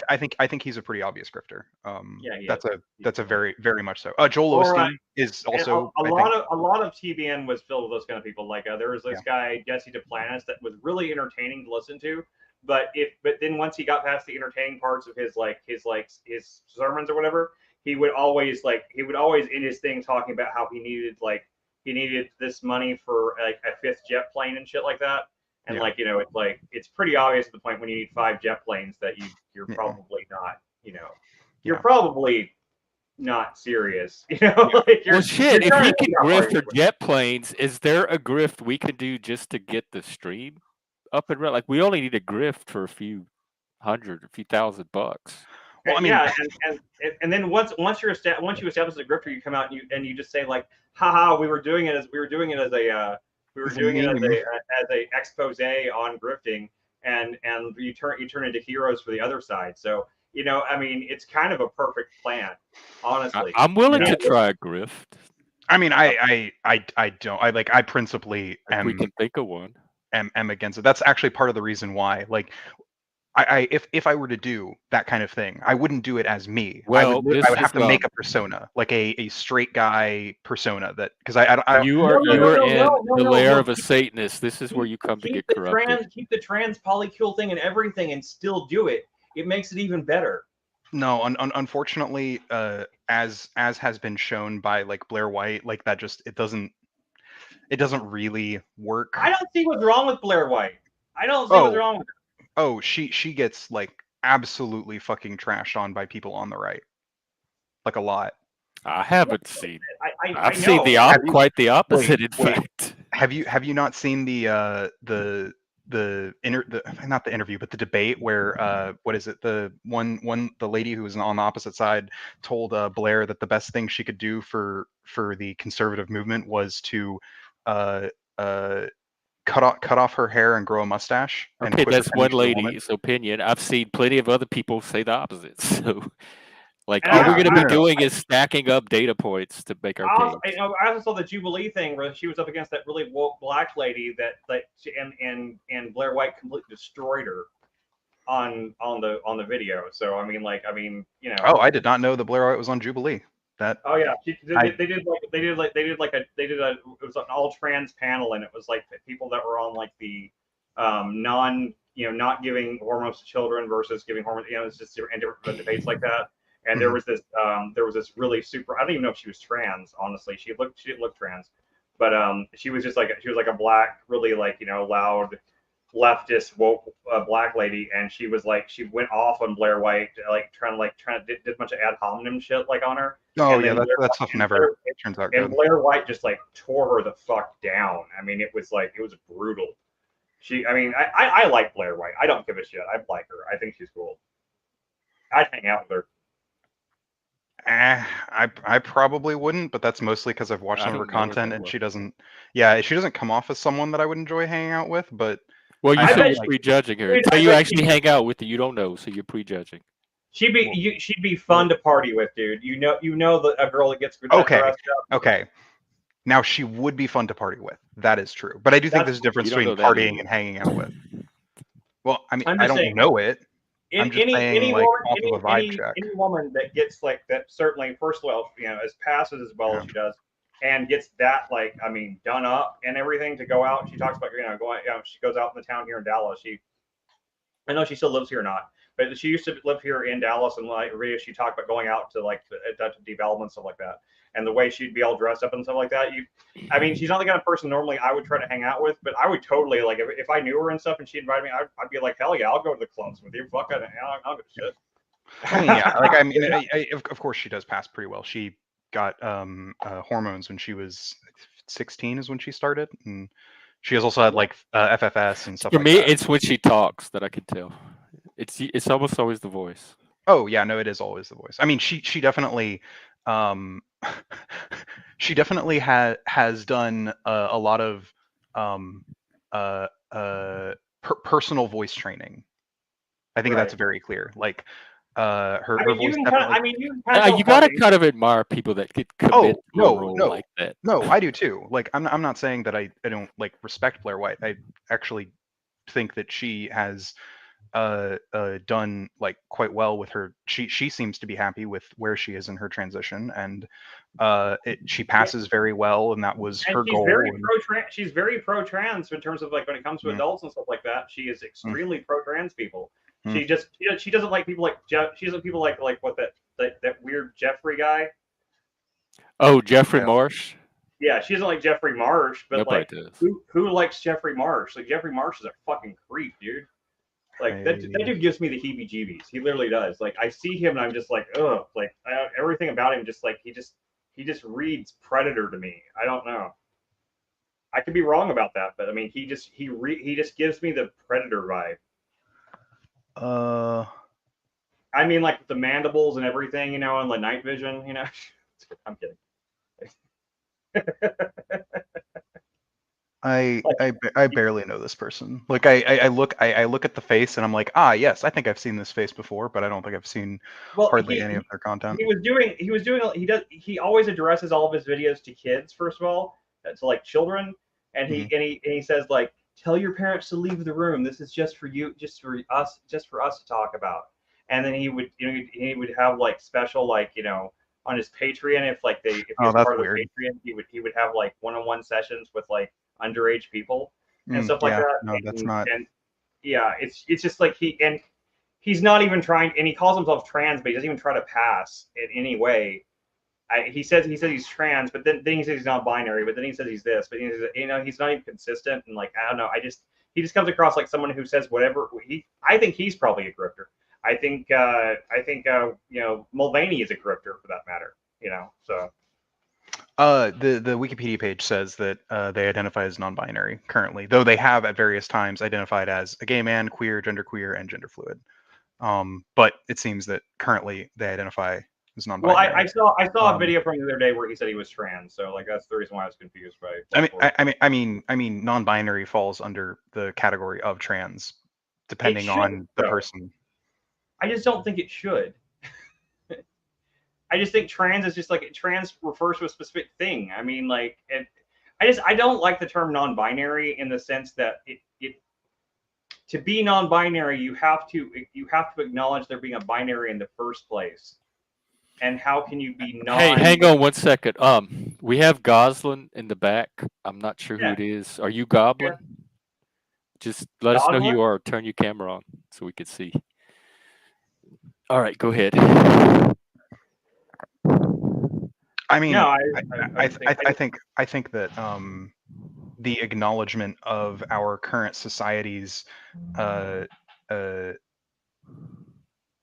two genders, man and woman, and that is most of the options, and identifying with neither of them. Oh gosh, What is Goslin, neither male nor female? being not? No, it's not neither male nor female. It's neither man nor woman. Whatever. What is that not? But you're still falling. You're still Non-binary. falling somewhere in the Right, but spectrum. what? It's so vague and abstract. How is a normal person gonna latch onto the referent of what you're talking about when you say non-binary? It's like don't think of a purple unicorn or whatever, and your mind automatically, like when you say it's neither male nor female, your mind has to come up with something that meets those qualifications. What is that? Like, how is a normal person going to conceive of something that's neither male nor female? That's not androgyny, Okay, so but also Goslin's a not male and robot. female. Goslin's an AI robot. So Yeah. Hi Goslin, but I don't know if you're doing this on purpose or if it's your setup, but you sound. Oh, is there literally- noise? I can't tell with my. Yeah, they're using a voice changer. I'm pretty sure. Oh, okay. We're gonna get Goblin out of here. I mean Goslin, because I don't know who he is. His All right. Darkwing niece. Yeah. Yes. Why do people come on panels and So do that? so Like I waste think- that kind of time? I don't know. So I think part of this is there is a little bit of confusion when I'm talking about non-binary. I'm specifically talking about gender, not sex. We're all So non-binary. Yeah. See, I agree with that. But I believe do that we want all to fall- hear. I do want to hear his case. Yeah. Go ahead. all When fall you're on the talking about non-binary, you're talking about gender, not sex. So saying male or female is a I don't care about the nitpicking of the words. Like people generally, when I say male or man or female, what people generally know what I'm talking Yeah, about. You your talk about mind is- boobs or your mind is penis still or. like- your I'm mind not is getting still- caught up on semantics. So your what mind is like non-binary? overblown. Jeff, your mic is like really overblown, dude. What does overblown mean? It sounds like it's peaking. It sounds like it's All like right, it's let me- like. hang on, let me check my it's levels. recorded. My levels look normal. Okay. Is it still doing it? Maybe you're just getting excited and talking louder, but it was like kind of clipping. So Oh, okay. Well, if my mic is going to start policing my excitability, then I'm just getting the stream. I can't get around that. I didn't mean it like that. I just it was making it hard to understand what you're saying. That's all. The only reason I mentioned it. Not Okay, because- so Liam was going to tell us what he means or she means by non-binary. yeah, non-binary just means that you don't identify as a man or a woman. That sounds like a meaningless term. What does that mean? Like, Well- when someone tells me I don't identify as male or female, I have no idea what the fuck they're talking about. I have no image in my mind that I could call up to coalesce that into a concrete image. Well, it's different for each person, which I thought So you then I might don't like, have to because, worry like, about if it's that yeah. subjective. Yeah. I don't have to Yeah. worry about any whole stranger's ultra individual- subjectivity. Yeah, I mean, if it matters to them, they and it matters to you, then sure you can ask and asking them what they mean by that. But it is going to be different for each person because So then it's a person's like an useless term. individual. If non-binary is a term that's different for each person, then it's a useless term. that's a catch-all term for people who don't identify as a man or a woman. I mean, like, because like I don't even know what that I means. don't Hey, go around Steve. Good morning. I don't go around thinking of myself like I'm a man all the time. I don't. It's not really part of my identity, but I accept the fact that generally speaking, people are going to see me as a man. It's just like I understand that aspect of it, and like I have a lot of feminine traits, and so like I mean I could definitely fall further on that spectrum, closer to the female spectrum than the far masculine spectrum. So you could say I'm non-binary in that sense, but it's meaningless. And Yeah, I guess which is of course where you get all the Z pronouns and shit like that, all the Zer and shit like that. I mean, I must admit, I guess I prefer Zer over than people calling themselves them and they, because that means multiple people, and I hate that. Like, Did you there's, cut your hair? Something looks different. Yeah, you look. You should. You look good. You look good. Yeah. I think I've worn a hat the last couple of times. Oh, maybe. Maybe that Yeah. was it.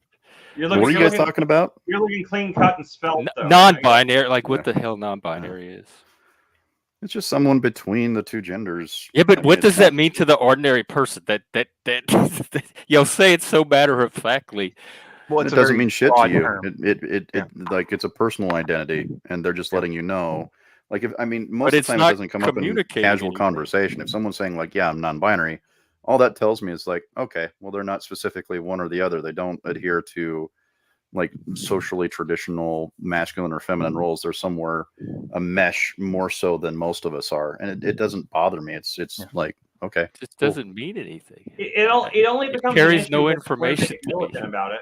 Whenever they start yelling at people for not calling them by their alternative pronouns type stuff, and then like it's very difficult for like to meet somebody in a regular situation, and they clearly look like they look absolutely like a man in every way. They have a beard and everything else, like they say they're non-binary, and you should call them they them or something like that to try to like rewire your brain in that instance to be like, make sure you call them they them, make sure you call them they them. It just seems like why is that burden put on everyone else? I don't think that it should be, you know. I don't disagree with you on that. I mean the policing speech is a whole different conversation. I thought we were just talking about like the identity of non-binary.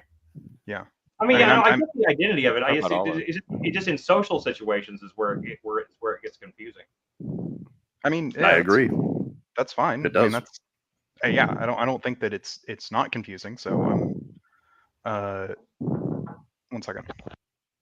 Even those people that do identify like that, they still have a problem with, you know, remembering pronouns and shit like that. I mean, it's like I see that.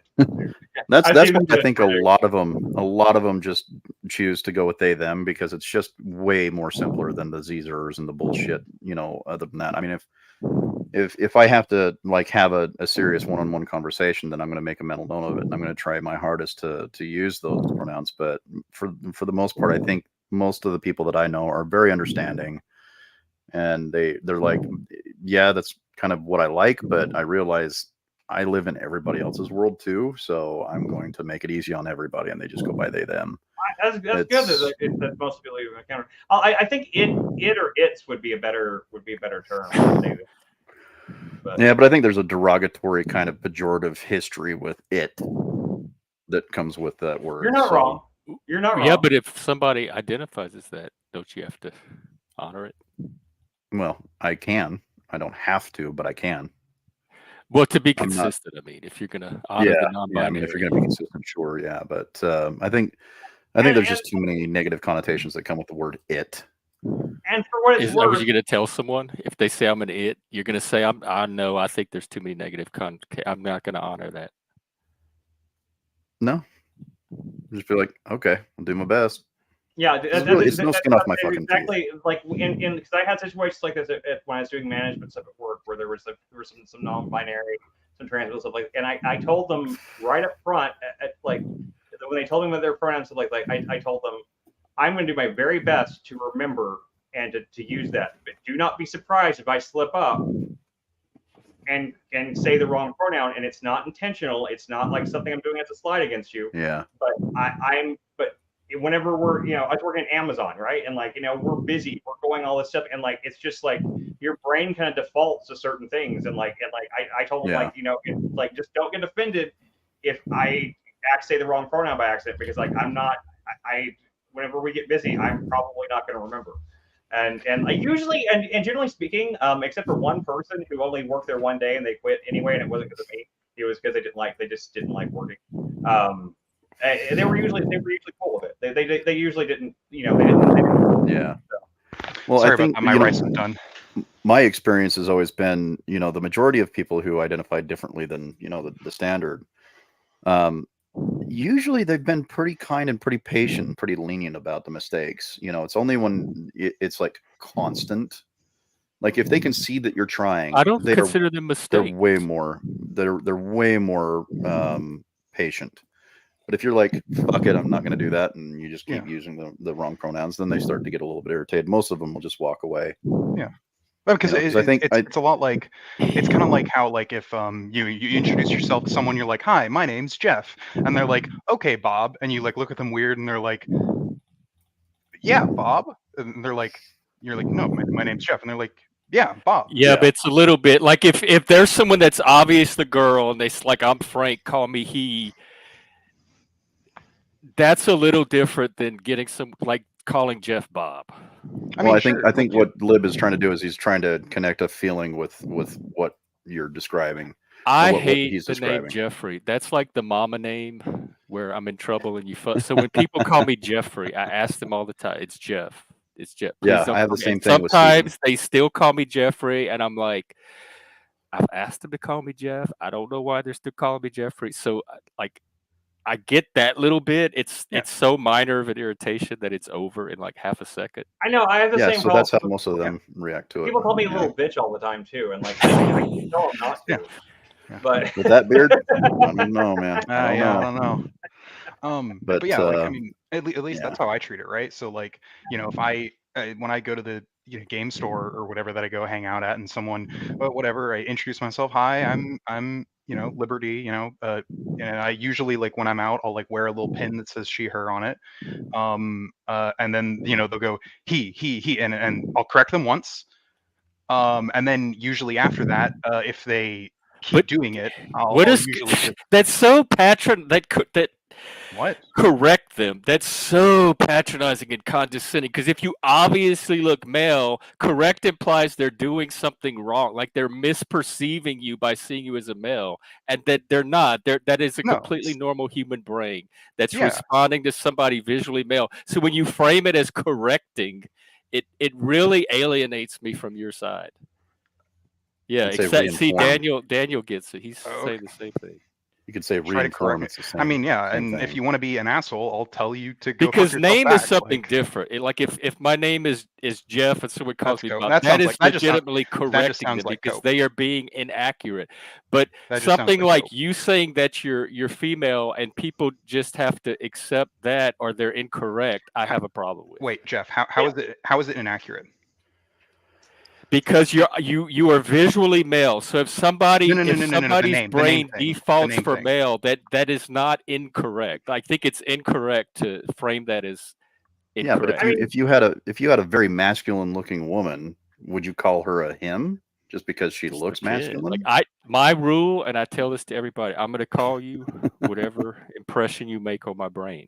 So and that's the thing. The pass is what that's the thing. It's like you have a right to do that. We have a country where freedom of speech is paramount, and Lib on the opposing side of that has the right to walk away. It's you can call him them an asshole or whoever an asshole, but at the end of the day, we have the right to walk away. Yeah, that wasn't my conversation. I was talking specifically about this idea of correcting people. That they're doing something incorrect by perceiving Lib as a male.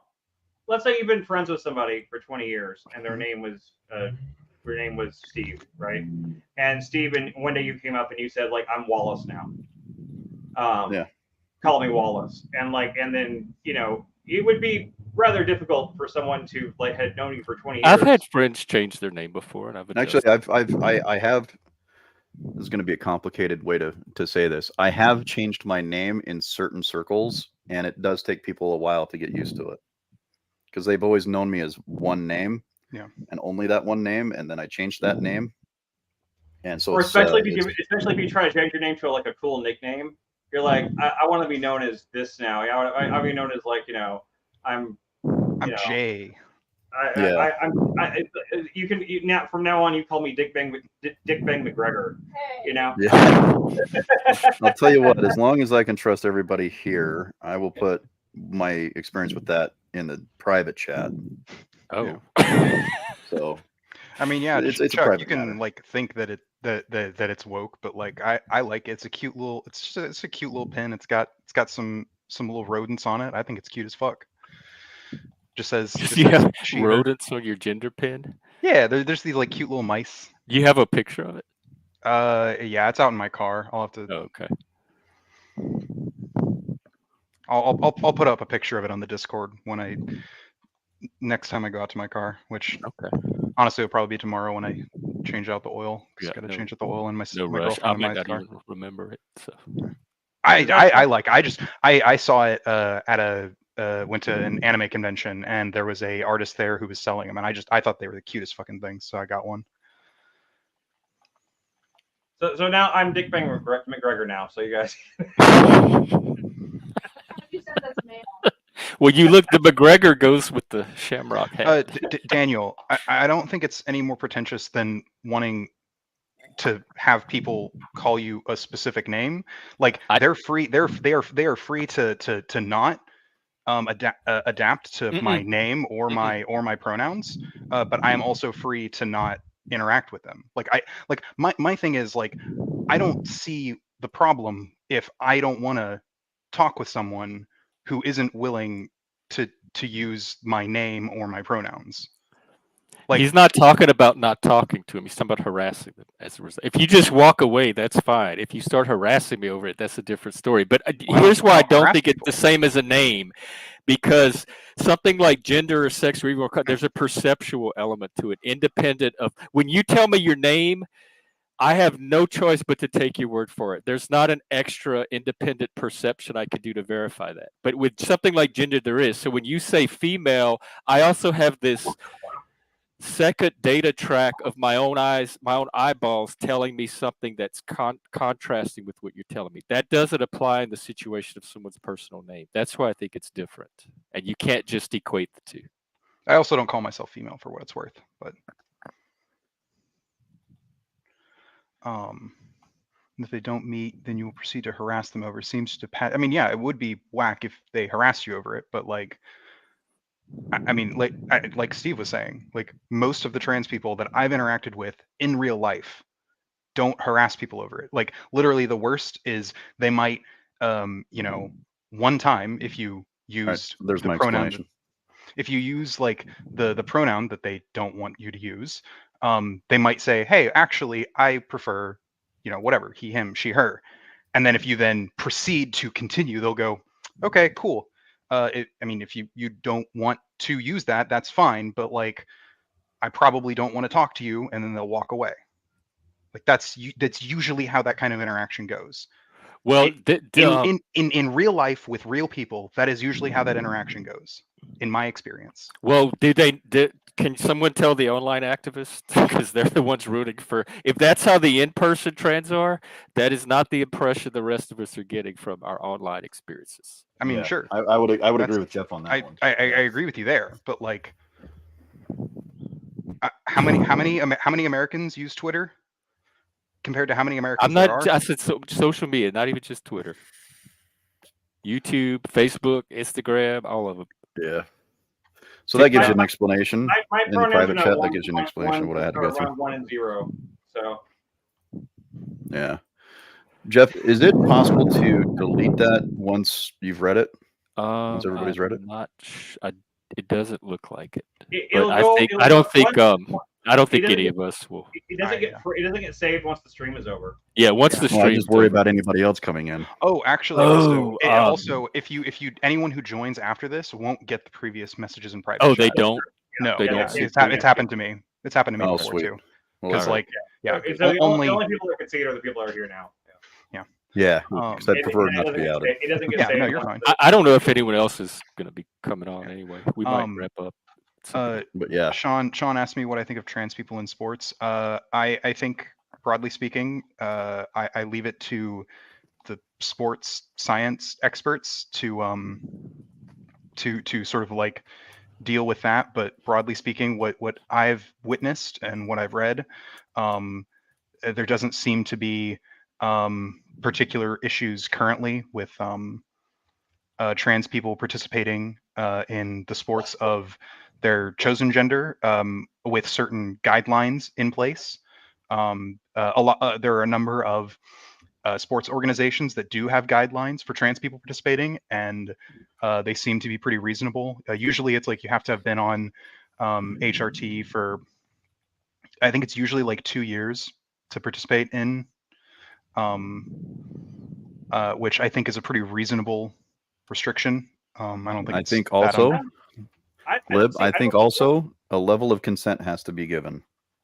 Yeah. Oh, Steve, I'll just verify. I came up consent and checked, from and the chat disappeared, so you're safe. Okay, cool. Thank you.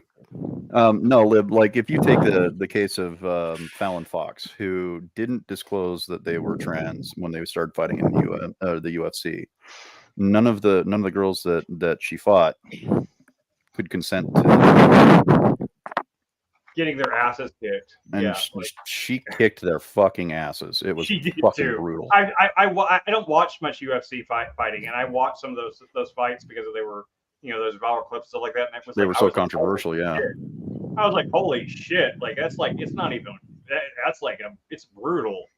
I mean, Yeah, I think any trans ally, if they're honest with themselves, are going to have a difficult time, squaring a lot of the problems that we face, integrating trans people into society in the sense that, giving them the same rights and opportunities that everybody else has. They have all But we have to be honest about it, and we have to have a reasonable conversation about it. Otherwise, we're never going to find a solution. We're just going to bully people, and that just leads to more fighting and more pendulum swinging, and it doesn't actually solve the problem for the trans people that are dealing with it themselves. So, how about we don't even have a women's football league? We don't even have one of those. I So, thought they did have women's football.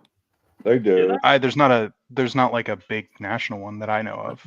yeah, there's not a big national one. But for what it's worth, with the UFC thing, I don't actually know the UFC's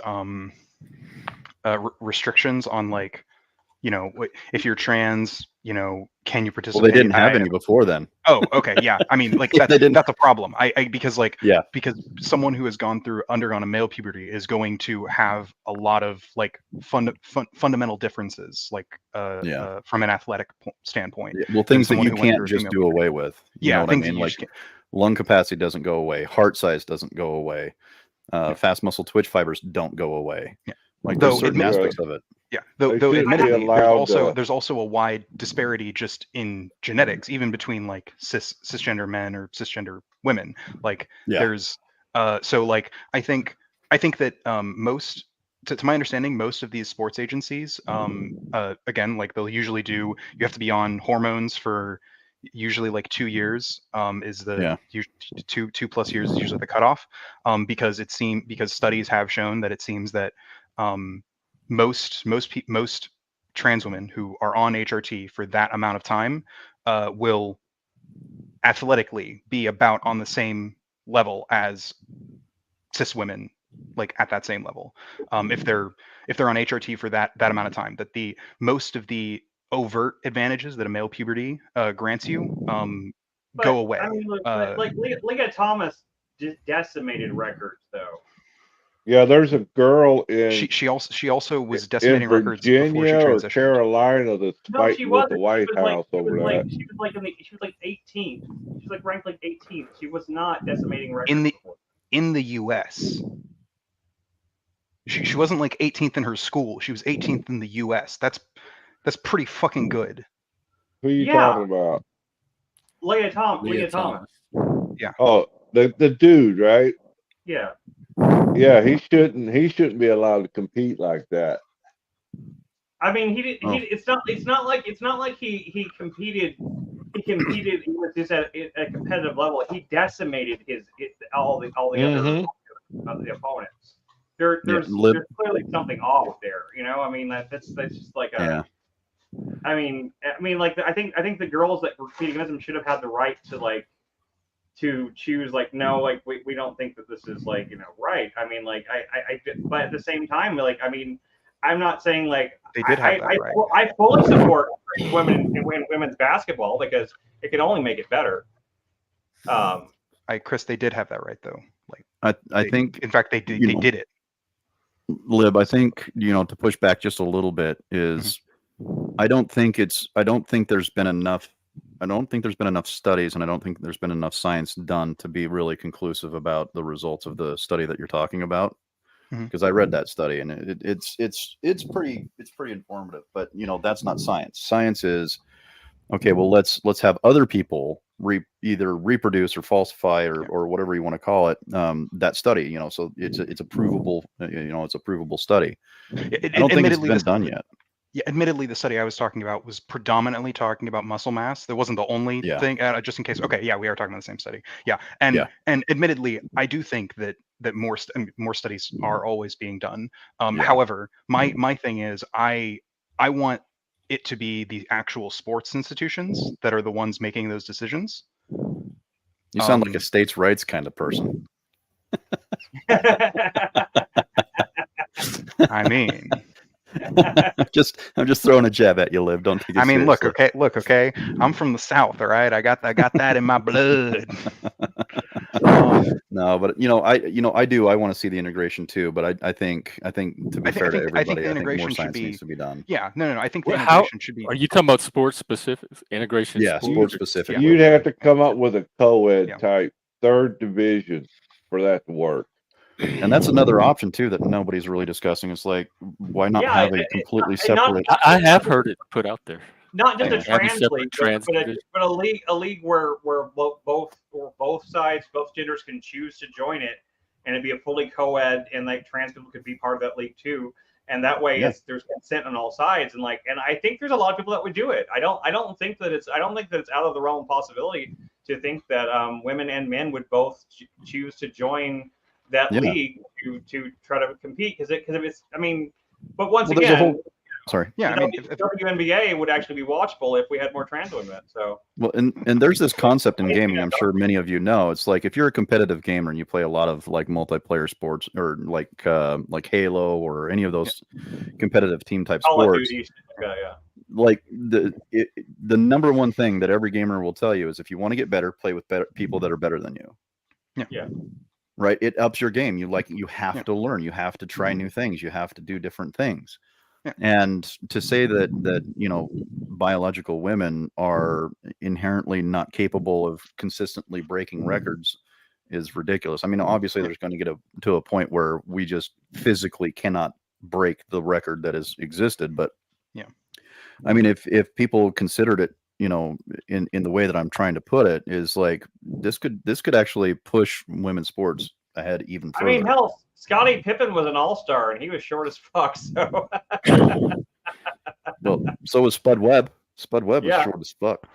I don't even remember who he played for, but I remember his name. The Celtics that was mostly known for like free throws. He was like the free throw king. I can't remember his name. Larry Bird. I don't know. Larry Bird. I don't know. He's a white guy. He's like the only white guy. Yeah, I know Larry the Bird. white guy that was part of the dream. Larry Bird. Yeah. That dude was a masterclass on shit talking and fucking backing it up. Yeah, he was. He was. But maybe I have seen Larry Bird's face way too many times. He was shorter than the average basketball player, white guy that managed to I'm saying I'm supporting your argument. I'm saying that like it can be done even in those situations. People can even people that aren't really don't fit the mold for your average NBA player that Dikembe Mutombo who looks like fucking like a Slender Man. Like based on him, I'm not thinking of him. I'm thinking of him. I'm thinking of like there was another African guy that was so like weirdly tall and like his arms were so long. What was his name? I don't know. I remember you see pictures of him next to other basketball players, and he looks like pictures of Slender Man.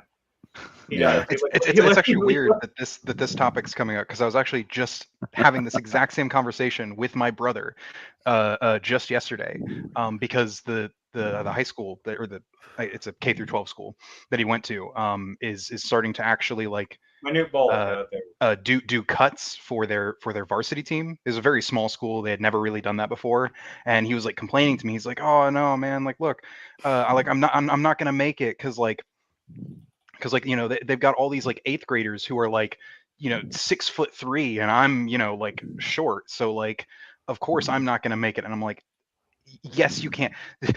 There are so many short basketball players that just like you do not need to be over 6 feet just to play basketball. Dude, the professor is short as fuck. You guys know who I'm talking about? The professor. He played for and won for a couple of years, and that dude is a fucking baller. Dude, you could not tell me that he can't play basketball.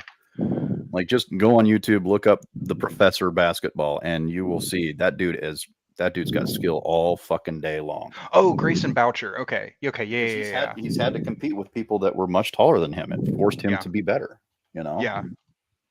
Oh yeah, no, I remember this because actually, one of my friends, like, he is basically just a carbon copy of Grayson Boucher, like identical to him, just shorter, which is funny. Yeah, I don't know that name, but Yeah, but I mean, my point is that the competition is the name of the game, right? Yeah. I mean, that's like the fundamental American, ideology is competition. It's in our market, it's in our economy, it's in our daily lives, and it's like, why are we just not accepting this competition? Is it, people perceive it to be unfair or what? And I think that's a conversation people have to have. I'm not saying one thing or the other. I'm just saying competition breeds improvement. Put that picture up, Jeff. Don't worry, there's no copyright issues. What picture? Oh, okay. Oh yeah, he absolutely looks like fucking Who are Slender these? Man. Is that Manu Bowl? That's a Manu Bowl, yeah. And how tall is he? I don't know how tall he is, but look how long his fucking arms are. That's ridiculous. He looks like 7 foot tall. Like, Bro, he Who could is the stand there one and next touch to the him? rim. yeah, like He could fucking stand there and touch Shit. the rim.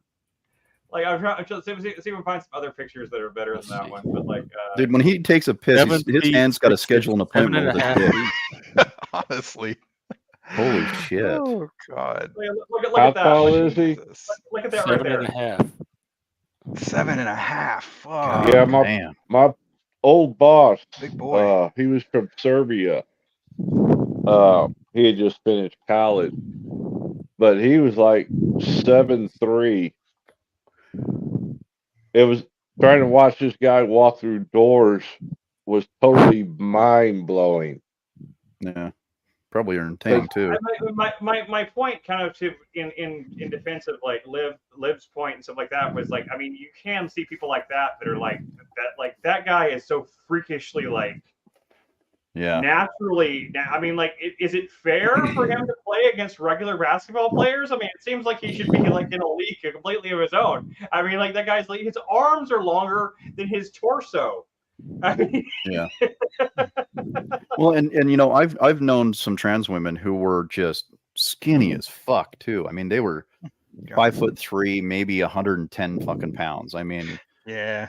there's people come in all sorts of different body types, and so I think there's room for us to have discussions about what's acceptable and what's not acceptable. I think it's ridiculous to say no, the conversation's over. Well, it clearly fucking is not, and it's just causing more aggression towards trans people, which is like, dude, you're shooting yourself in the fucking foot. The trans people Like, are causing most of the aggression themselves with their. I do not agree with that. I do not agree with that. I do.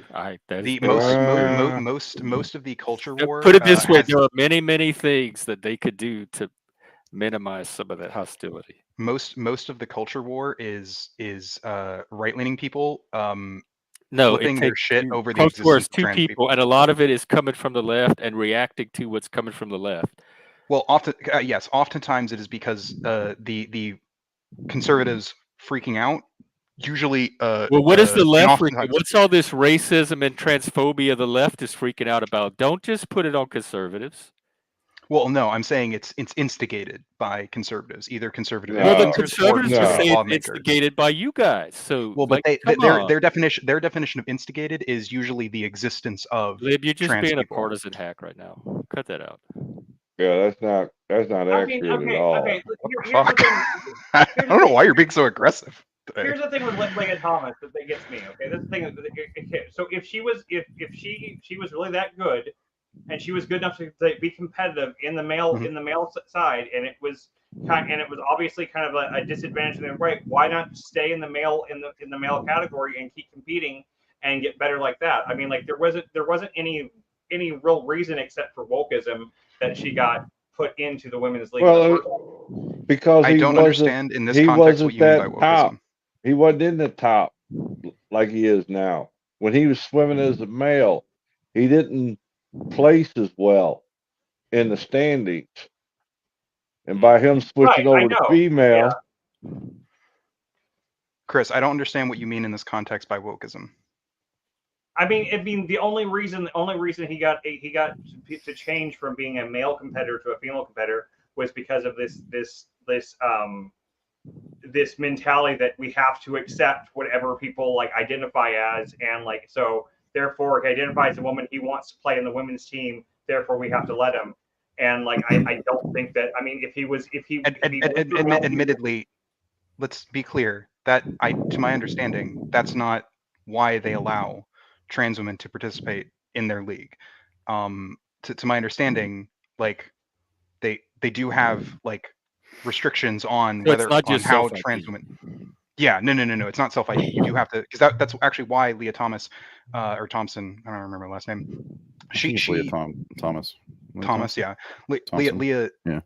it's something like that. Whatever. Leah The T. point is, Leah T. There we go. Ooh, Leah T. Girl.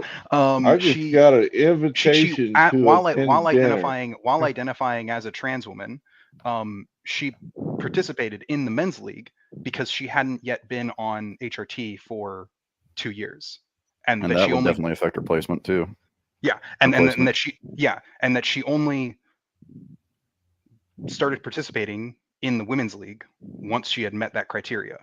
So like Yeah. it wasn't like the people at the sports were like, oh, we must bow to the trans woke commies who tell us that this person has to participate. It was like it was like, just, you know, she and honestly, like, now when it comes like for the bathroom debate, for example, I think that people should like use whatever bathroom. I mean, bathroom, we have stalls, we have, like, you know, you don't have to expose I don't think they yourself in should the use whatever bathroom. bathroom they want.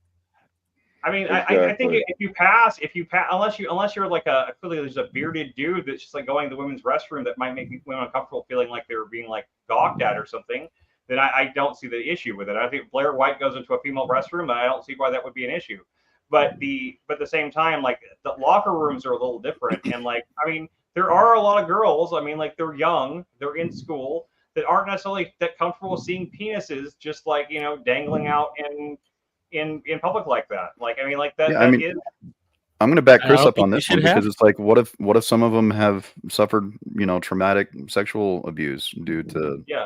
a male, right? I mean, the other thing too here is that there's another flip side of this coin, which is we have to be really careful that we're either not criminalizing the male body by saying, well, just because there's a male present, something bad is going to happen, or saying that, well, because this guy sucked, he felt like he needed to manipulate and take advantage of the system so that he could be a winner.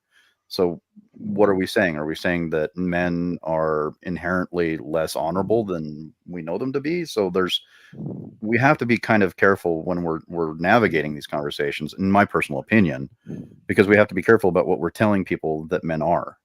Mm-hmm. Yeah. I mean, I feel like if I was a trans woman, right? If I was a trans woman, I try my best to use my best empathy to try to put myself in that situation, and I'm in that situation where I'm on this female. I feel like I would want to, like, make sure, like, you know, if I was changing the locker room, I would be in like a covered space or something. I would want to keep myself, like, I wouldn't want to expose myself in that way, because I know it would make the women uncomfortable. Like, but apparently, according to the other women on the team, he was very open, or she was very open, and just about, like, you know, just like basically being undressed in the women's locker room. So like It was that. her lady penis, though. That's what it's coming down to, is we have to accept that penises on women are normal. So if you're in a women's bathroom and you see a penis, don't freak out. That's just a trans woman with a penis. It's completely normal. That is No. absolutely a horrifying straw man, Jeff. And I feel like you should probably reconsider, I think, some of your attitude during this conversation. Oh, you're here to correct Whoa. my attitude? Yes. Okay. As Let me help you out. Jeff, if you're going to come up That's on something I'm panel, absolutely not going to tolerate on here.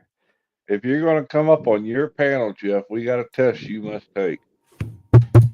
Yeah. Well, I took care of that. Hey, midlife. What happened to Lib? Damn. Oh, he He decided he was going to try to correct my attitude on my own panel. He Did crossed you the give an attitude line. adjustment? Is he Yeah. gone for good, or is he just in the back? Why, you want to hit on him? I have no desire to continue a conversation with him today. I mean, I I came up here hate specifically to panel talk to him. Karen. Like, I hate Karens for a reason. It's the condescension, the patronize, the paternalism, whatever. I think you could have given him a warning first, but okay, you know. Why don't you kick him off too? Hey, can you bring him up just for me on a temporary basis? Yeah, if he wants to come back, Lib, if you want to come up and talk to midlife, Barnabas looking for a that's date. fine. I'll go on mute. Look at how Chuck always sexualizes trans people. Because if you have a problem with my attitude, the thing to do is exactly what you said. If somebody calls you by a pronoun you want to be called, just take yourself away from me. Don't sit here and presume to correct something like a perceived attitude. That's definitely not welcomed here. Not to mention neurodivergent people get that shit all the time, as you well know. Well, I don't want to get kicked off, so I'm just not going to speak on that. But I'll get kicked off for something else maybe. But listen, hopefully Lib's listening, and I'm not joking. I'm completely serious, Lib. I need correspondence in certain areas. Like I have this one religious fanatic fundamentalist chick, and she's hot, and she's like great for ratings, you know. And me and her go back and forth. I mean, she's insane. She's completely insane Christian fundamentalist. But what I really need is a trans correspondent, like. And I'm offering you. But my doctor said I was trans on my medical report, so apparently I'm trans. So I didn't even know it. Is that a joke or I don't know? I found it. No, I'm serious. I went. He went to a doctor's appointment and they're like, "Oh, we have you down as trans." A trans woman, yeah. Well, would you be willing to like put on a wig and some makeup and shave your beard, at least make an attempt, and come on my show? Well, if you've seen Lib, I've met Lib in person, and Lib looks about as manly as I do in a lot of ways. So. Oh, he didn't look like a girl? Doesn't look like a girl at all. No. Oh wow. Maybe you could listen. If any of you know some trans people that are actually making an earnest attempt to look like a trans something, please do send them my way. I need a trans correspondent. Trans women in sports is really one of my bread and butter, and to just hear the insanity of you guys up here talking about this, it's just insane. It's just insane. It would be different if they weren't winning and breaking records by like huge percentiles. They're smashing records to which the world has never seen since the East German steroid chicks took over the Olympics. I don't know if you're familiar with that or not, but listen, I want to get a real trans on my show, but I have to get him to cam up. And I want to talk about all this trans stuff. So if you know anyone, send them my way. What about Nev person hangs out in the Petverse? Do you know Nev? Neve? I do not. Do you have a channel? I wouldn't Verbal recommend her. combat. She is trans. What? I don't like her at all. But she is trans. Yeah, I'm just trying to think of trans people that I know at all in the panelverse. We'll just keep it in mind for me if you could. If you find someone, midlifebrologic@gmail.com, tell them to hit me up, or you can hit me up on Instagram. Same. Lib might do it. It's the cam up requirement, but well, they have to cam up because otherwise they're going to think it's a troll. Lib actually would make it really good if you want a trans representative. Like I would nominate Lib as he's one of the best representatives of that community. But will they cam up or not? Probably not. I don't know. Then, he said he would. I don't want it. I can get anyone to fake that. I can get anyone to be fake. I want real. I have integrity on my channel. The real Uncle fake. Patty might know somebody. You're not cammed up right now, dude. Yeah, well, Look, that's the standard of this channel. He's clammed plenty of times. The standard is like the two hosts. The two hosts right here, we're both cammed up. Now I'm we not a don't host. require everybody else to. You're not always but like I'm saying, Are you going to promote me to host? Then otherwise I don't have to cam up. So that's what's up. So I'm not camming up. I came up on my show. I'm not like hiding. You don't have to midlife. Go to Midlife Brologic if you want to see my face. Check it out. I'm there. I'm just saying. I just think it's hypocritical to require people to cam up when you don't do it yourself. But he can. He camped plenty of times. It's not like he's never camped. Yeah, it's not like I'm I hiding. don't see the hypocrisy. That's true. Just because he's not camped up right this second. I forgot. I actually forgot that he had cammed up before. I just keep the Brad Pitt face is throwing me off. Yeah, Okay. it usually does that too. That's the gay test. That wasn't the first thing it wasn't the first logo or anything I saw you as. So I just associated like your previous like you being cammed up stuff with this. And it's my mistake. No problem. Listen, okay, well if you can get me a trans, that'd be great. And also if you know any like homosexuals that want to talk about Stonewall riots so I can teach my normie fans. I wasn't there. I mean I could talk about it, but I wasn't there. You mean some old? Are there any homosexuals around even from there? I think they were all trans. I don't think it was the gays at all. It was the trans that started that incident in New York, right? If you want someone to talk about gay history and gay activism and stuff, like Jeff is, I can't imagine anybody better. Jeff was an activist. I mean, he was an activist for gay marriage and stuff like that. Jeff, are you going to come on my show as a guest? I can. That's great. So I want to talk about Stonewall. I'm just fascinated by it. A lot of people don't know the history of that, and I you think watched the documentary? I love all that gay history stuff. I'm just so fascinated by it. I even had like this old gay roommate, and we had the same freaking birthday. It was so bizarre, and he turned 50 when I turned 25, and he lived through it all. He's a New York dude, and he lived through all that, like you know what they went through back then, and it's just fascinating what that was and how they were rejected and how no one cared and how they just fought for what it was. And I always think, like, imagine if I was born in a world where the norm was for me to put my pee-pee in some dude's hairy butt, and that's probably like what a lot of these dudes had to go through, like pretend to be straight when they're gay. It sounds insane, but that's it. I gotta go. All So right. you and me and Stonewall and any other gay dudes, I have like one gay fan. Maybe he'll cam We'll up. go gay it up for you. Yeah, Although gay it I'm up not for the me. best gay. I don't make the best gay, but I'll do my best. All right, all the gays are invited, and I need them. And any they can set the standard or the tone or guess. I'll block people or not or whatever they're up for. Steve can come along if he wants. Who? Lib, Steve, the one right above you. Only if it's gay only plus me. Oh, okay. Can it be bi? I mean, if we can't find some gold All star right, well, gays, I guess. Well, you I'm looking have for one gold star gays. gay right here, so we can start with me. All right, perfect. So I got to go. Great show as always. Take it easy, y'all. Peace. Okay, take care. All right, Barnabas.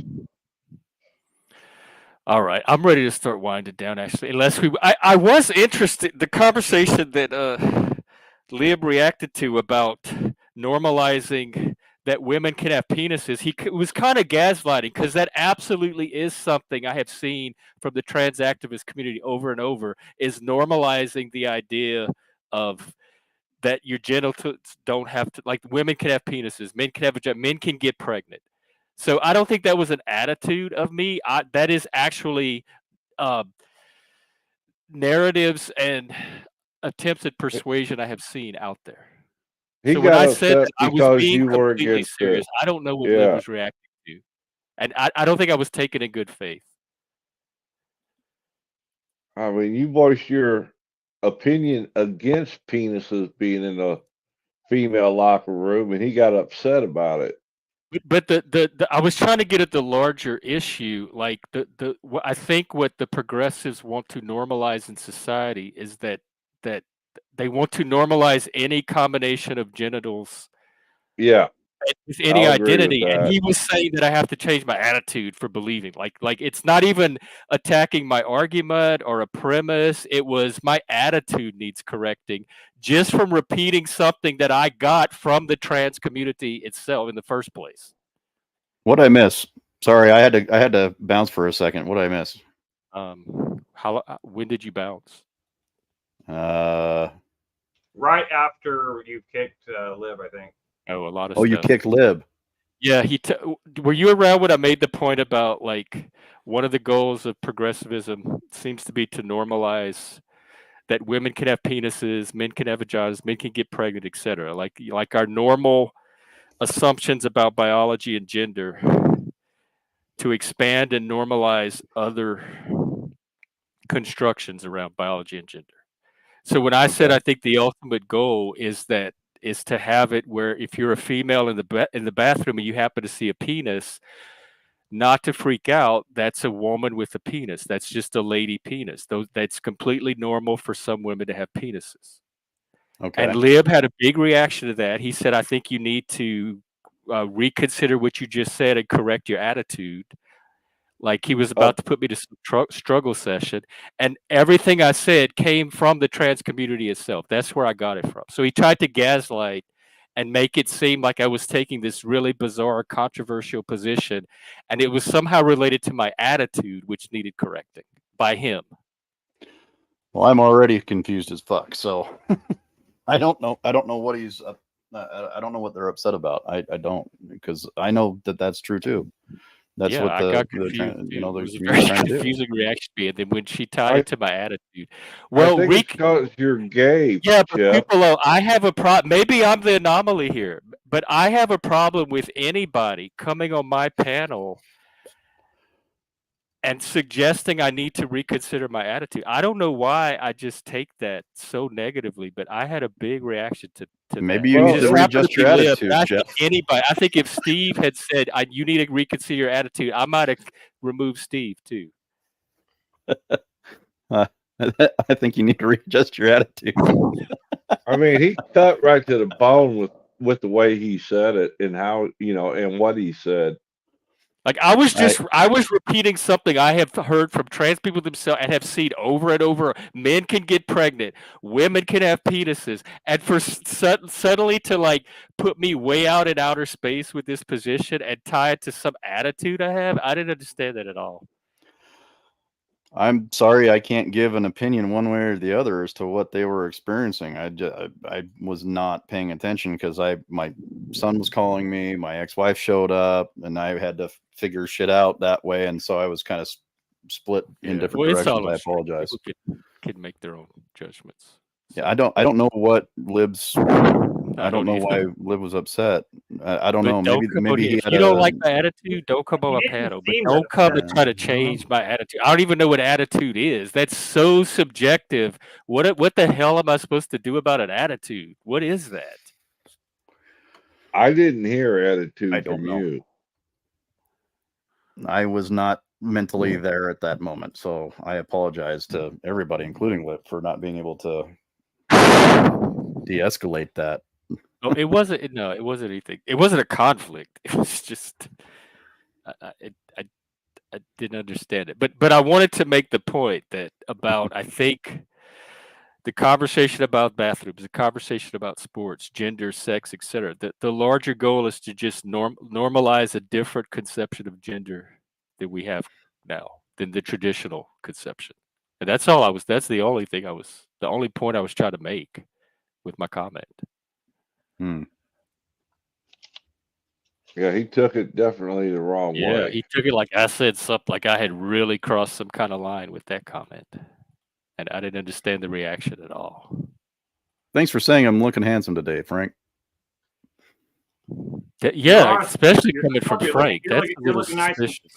You're looking real clean cut and svelte today, man. You're looking like, you got it going on, man. Yeah, I there ain't nothing wrong. There ain't nothing wrong with guys complimenting each other. No, dude, we need more of that. Yeah, I hate that. I hate that stereotype. Like like a guy says something like this to two other guys. It's like, you're looking good today. Like there's like this no homo thing that has to go along with it. It's like it's so stupid. Like I mean, like I may not be attracted to dudes, but I can still tell when a dude looks good. You can look at like your Brad Pitts or whatever, and you can be like, that's clearly an objectively good-looking man.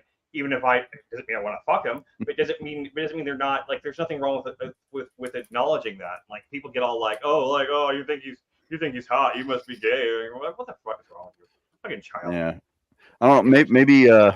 Maybe Lib thought you were being facetious and whatever. I don't know. I don't either.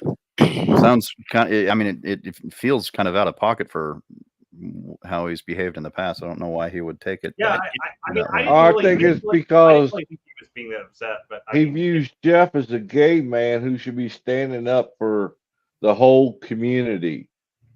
And because Jeff was having a conversation, Jeff wasn't trying to force an opinion or anything. All of a sudden, Lib just came out. In my mind, I was repeating something that I thought was a goal of, and I still think is a goal of some of the progressive trans activist community.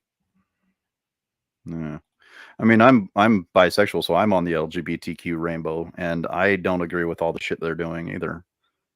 So, I mean, and I don't think Lib does either. I think Lib disagrees with a lot of shit that they do too. So maybe this one just hit a little bit too close to home for him. Maybe like I don't understand like why we all can't be on the rainbow. Why can't straight people be on the rainbow too? Well, you can now. All you have to do is be queer. Yeah. Can I just be beige? Like be the beige color? No, you can identify as queer. And I have yet to meet anybody that can describe to me what queer actually fucking means. It means non-heteronormative. Yeah, but everybody's heteronormative to some extent. Even trans people are heteronormative to some extent. Otherwise, they Everybody's wouldn't be dressing. And it's like, taking okay, hormone so like therapy. male, female, sex, missionary, like standard, anything that varies from that in any way is an opportunity to identify as queer. Okay. So if you have Well, a queer fetish, I used to guess I'll mean accept odd. that answer. if you're polyamorous, if you're anything but, because white, straight, male, and often Christian are so stigmatized now that people that fit those categories are trying to find ways to identify out of them so that they could avoid the political consequences of being that thing and gain the clout that comes from being non-white, non-straight. Yeah. Clout chasing is definitely a problem that both groups subject themselves to.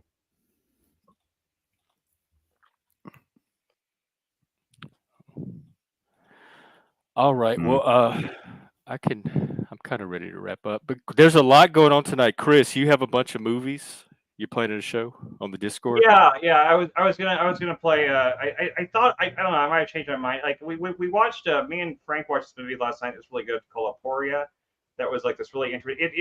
The ending isn't so great, but it's got one of the most brilliant sci-fi time travel premises I've ever seen. It's really it's really just really a brilliant idea. Like they try to create a time machine, but instead what they create is a machine that can kill people in the past. Yeah. And that's it's a really fascinating concept. This idea of like, you know, assassinate people in the past, and like the various implications of it. So, but then I don't know what I can't remember what I even put on there last night. I was apparently pretty out of it. Well, you had posted in the Discord a series of movies you were going to show today. Do you I want to know, promote and then that? I forgot what they were. Oh, I just noticed Chris's name changed. I don't. Yeah, my pronouns are 1 and 0. Yeah. Well, okay. Currently, what I have is I want to make sure when AI takes over, they accept me. That's going to be like the pronouns. You're going to be doing an adaptation, Eternal Sunshine, double feature. Yeah, possibly Primer, a show called Upstream Color, and another show called Dinner in America. Those are all the shows I see on the list tonight. Yeah. So there's going to be a movie marathon in the Discord for those that want it. Imp Dave does karaoke on Friday. Speakeasy does verbal combat. I'm sure Flo and Talcott will be streaming. And go and donate some money to Dick Bang's GoFundMe account. Thank you. I would really appreciate that. His Venmo thing is right there in his address. Yeah, just because of how great a name I came up with on the spot there, you know, I really outdid myself. Well, I did jump on Talcott's show yesterday. Oh God, again. Yep, and I actually went up there with good intentions. You always do. But everything it never worked out that way. Everything I said, he totally twisted it around, and before I could even get to any point, he kicked me off. Because I was earnestly trying to. Well, no, but I was earnestly talking to him to see if I could help him alleviate the situation between him and his son. And I said, but I need the background information so I know how to approach this. Why? Why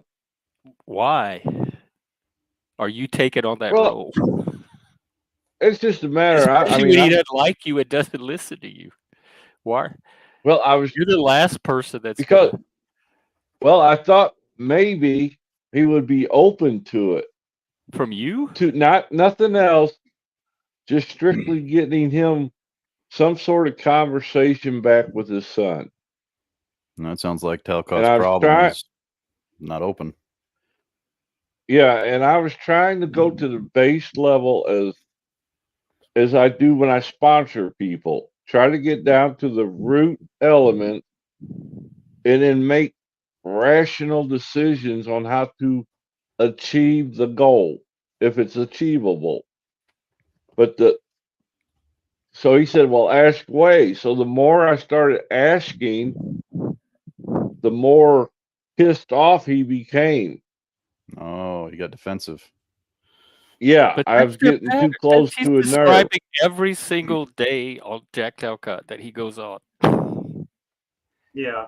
Well, Sounds like a Delco I went problem. up there in good faith. I even tried to be nice. I didn't raise my You voice. have some kind Anything. of something about Talcott that it meshes you with him, because that's I tell you, it's the drunk to another drunk connection. oh I okay. think that's what it is. Or you try to rescue him, like it's that instinct to rescue another drunk. Not rescue, but to see if I could be of service to him. But have to you try to help. satisfied yourself? I mean, that's honorable though.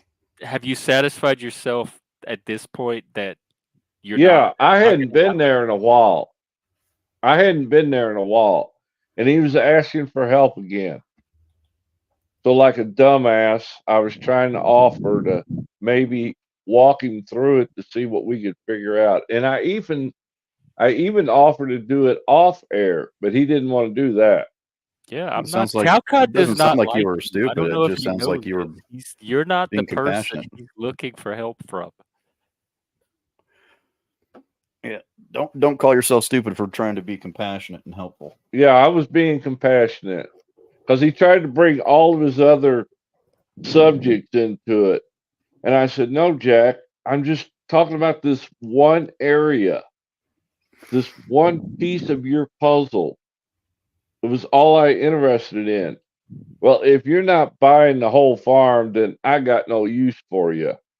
Yeah, I'm like, I oh, mean, Lord. if he's doing that to his son, I mean, he's fucked. Well, if we've reached the Jack Talcott gossip hour, that tells me for sure it's time to wrap up the stream. Yeah. So Oh, I'm- Jack, he's going to be streaming All right, at the top Steve. of the hour, so people can go catch him over there. We'll see Yeah, you I guys. wasn't looking for contact or anything. Okay, take care. Steve. I just felt bad for the man. I know how it is when you're an alcoholic and you destroy your family and trying to rebuild that. That's all. Okay. To show my painting. Well, he'll be on in 40 minutes. If you'd like to show your painting. It's ripped because the cat sat on it. Anybody want to see one of Lindsay's Oh paintings? yeah, what you got there? See if it'll focus. Ooh, wow. It's kind of blurred. It's ripped. That's a Kind of painting? blurred out. The cat sat on it and ripped it just now. But Oh. she's Oh, gonna boy. What kind of paint? What is that? Acrylic? Paint markers.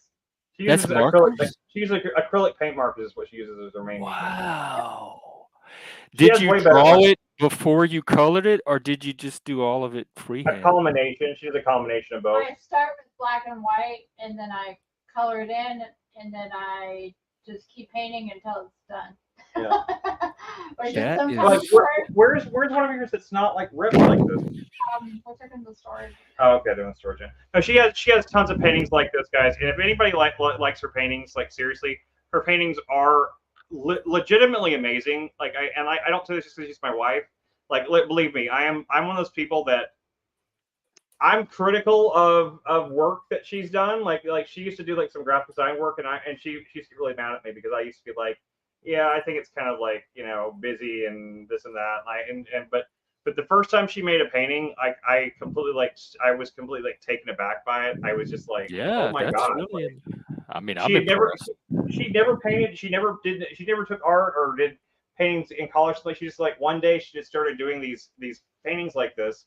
And Is they're that so canvas intricate. or paper? This is Canvas. canvas, and the cat busted it. But Damn, that cat must be fat. Yeah. he is fat. And he sat on it, and now it's got a crack in it. The so I sat can't- cat. Well, sat what on- we're gonna do is I'm gonna take it and try to re-stretch it and try to use some glue on the back to try to like. I'm gonna try to take another piece of canvas and kind of like and try to like. That might work. That might work. No, I've done it before. I had to do it once. Oh. It'll work. But I mean, literally, like when we were going through the house and we were like, we were trying to like gather up all our paintings. We have like almost 50. She has like 50 finished paintings, and they are all. I don't have that many. No, you do. I do. Yeah, she has like 50 finished paintings, and she has a couple of them that are giant. They're like. Tell Like the big damn giant. cat to make his own.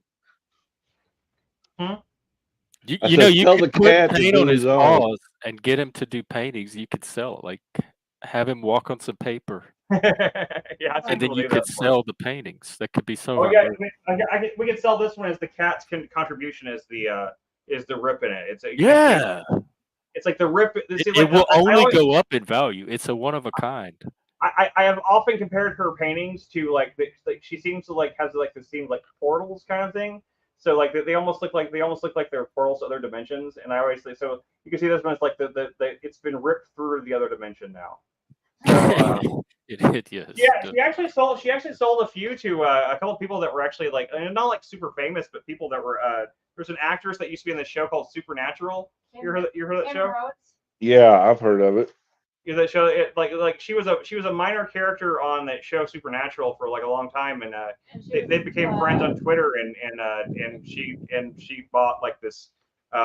Lindsay made her like a series of like small paintings that all kind of like paint on mosaic into like one bigger painting, and she sold that to her, and she sold some paintings to some other people, but like she hasn't tried in a while ever since like the illness and everything came in. Like she hasn't been painting as much, but she just started painting again. So if anybody out there is interested in some really interesting, like it's very I've compared her work to Kandinsky, and she's got amazing sense of color palettes. And if you have any requests and like a color palette you'd like her to use, she'd be happy to do that. So but her work is very intricate. What I always tell her about her work is that I actually get an emotion from it because she uses this like combination of geometric patterns with very naturalistic like lines and like kind of like blobby kind of like more like organic things, and it gives it a feel that nothing else really does. And I know I'm just like I know this is my wife and like so obviously I'm biased or whatever, but I genuinely believe that she is a that one day that her artwork will probably be better remembered than anything I ever do. I really do. I think her artwork is going to be like appreciated for way past our lifetimes. I really do. Her artwork is truly something special. So and she's willing to do commissions or whatever. So if you guys have any interest in that, let us know. We're not like we're not asking for thousands of dollars for painting or something like that. So just let us know. Like we're more than willing to. Alrighty. Anyway, so you guys have a good night. I'm out. Okay, take Bye, care. Carl. And Chris is doing movies tonight in the Discord, but I may do an evening stream later, depending on how I feel. So we'll see. If not, there's plenty going on a Friday night in the Panelverse. If you do that, then maybe not. But I'm going to go outside and try to finish because I almost got the car working. So I'm going to go see if I can got the car starting now. And if I get that done, then once that's done, then I will come back in. I'll probably start movies around probably late, probably like 8 o'clock or something like that. But I switched it up. I just put it on the movie thing. I think tonight it'll be like it'll be Eternal Sunshine and Upstream Color because I think they're both very thematically similar movies about memory and about about people relating on that, and they're both amazing films that if you've never seen if you've never heard of Upstream Color, I ask you just to come watch the first 30 minutes of it. The first 30 minutes of it are some of the most mesmerizing filmmaking I've ever seen. Everything else is a little bit harder to follow, but like it's still an amazing film. So, and Eternal Sunshine, I think most people have seen that. It's from Jim Carrey and Kate Winslet. So, you guys have a great night. Take care. There. Okay, that's it for today. I think I'm gonna end on a little tweet. We open on that passage from Camille Paglia about upper middle class, female, college, feminist, etc. And there's another quote from George Orwell that I want to pair with that. It was always the women, and above all the young ones, who were the most bigoted adherents of the party, the swallowers of slogans, the amateur spies and nosers out of unorthodoxy. George Orwell, 1984. So, there you go. Thanks for watching today, and we'll be back tomorrow for sure, maybe tonight. Take care. Have a good rest of your Friday. Come hang out on the Discord. One of the on the 10th. You did.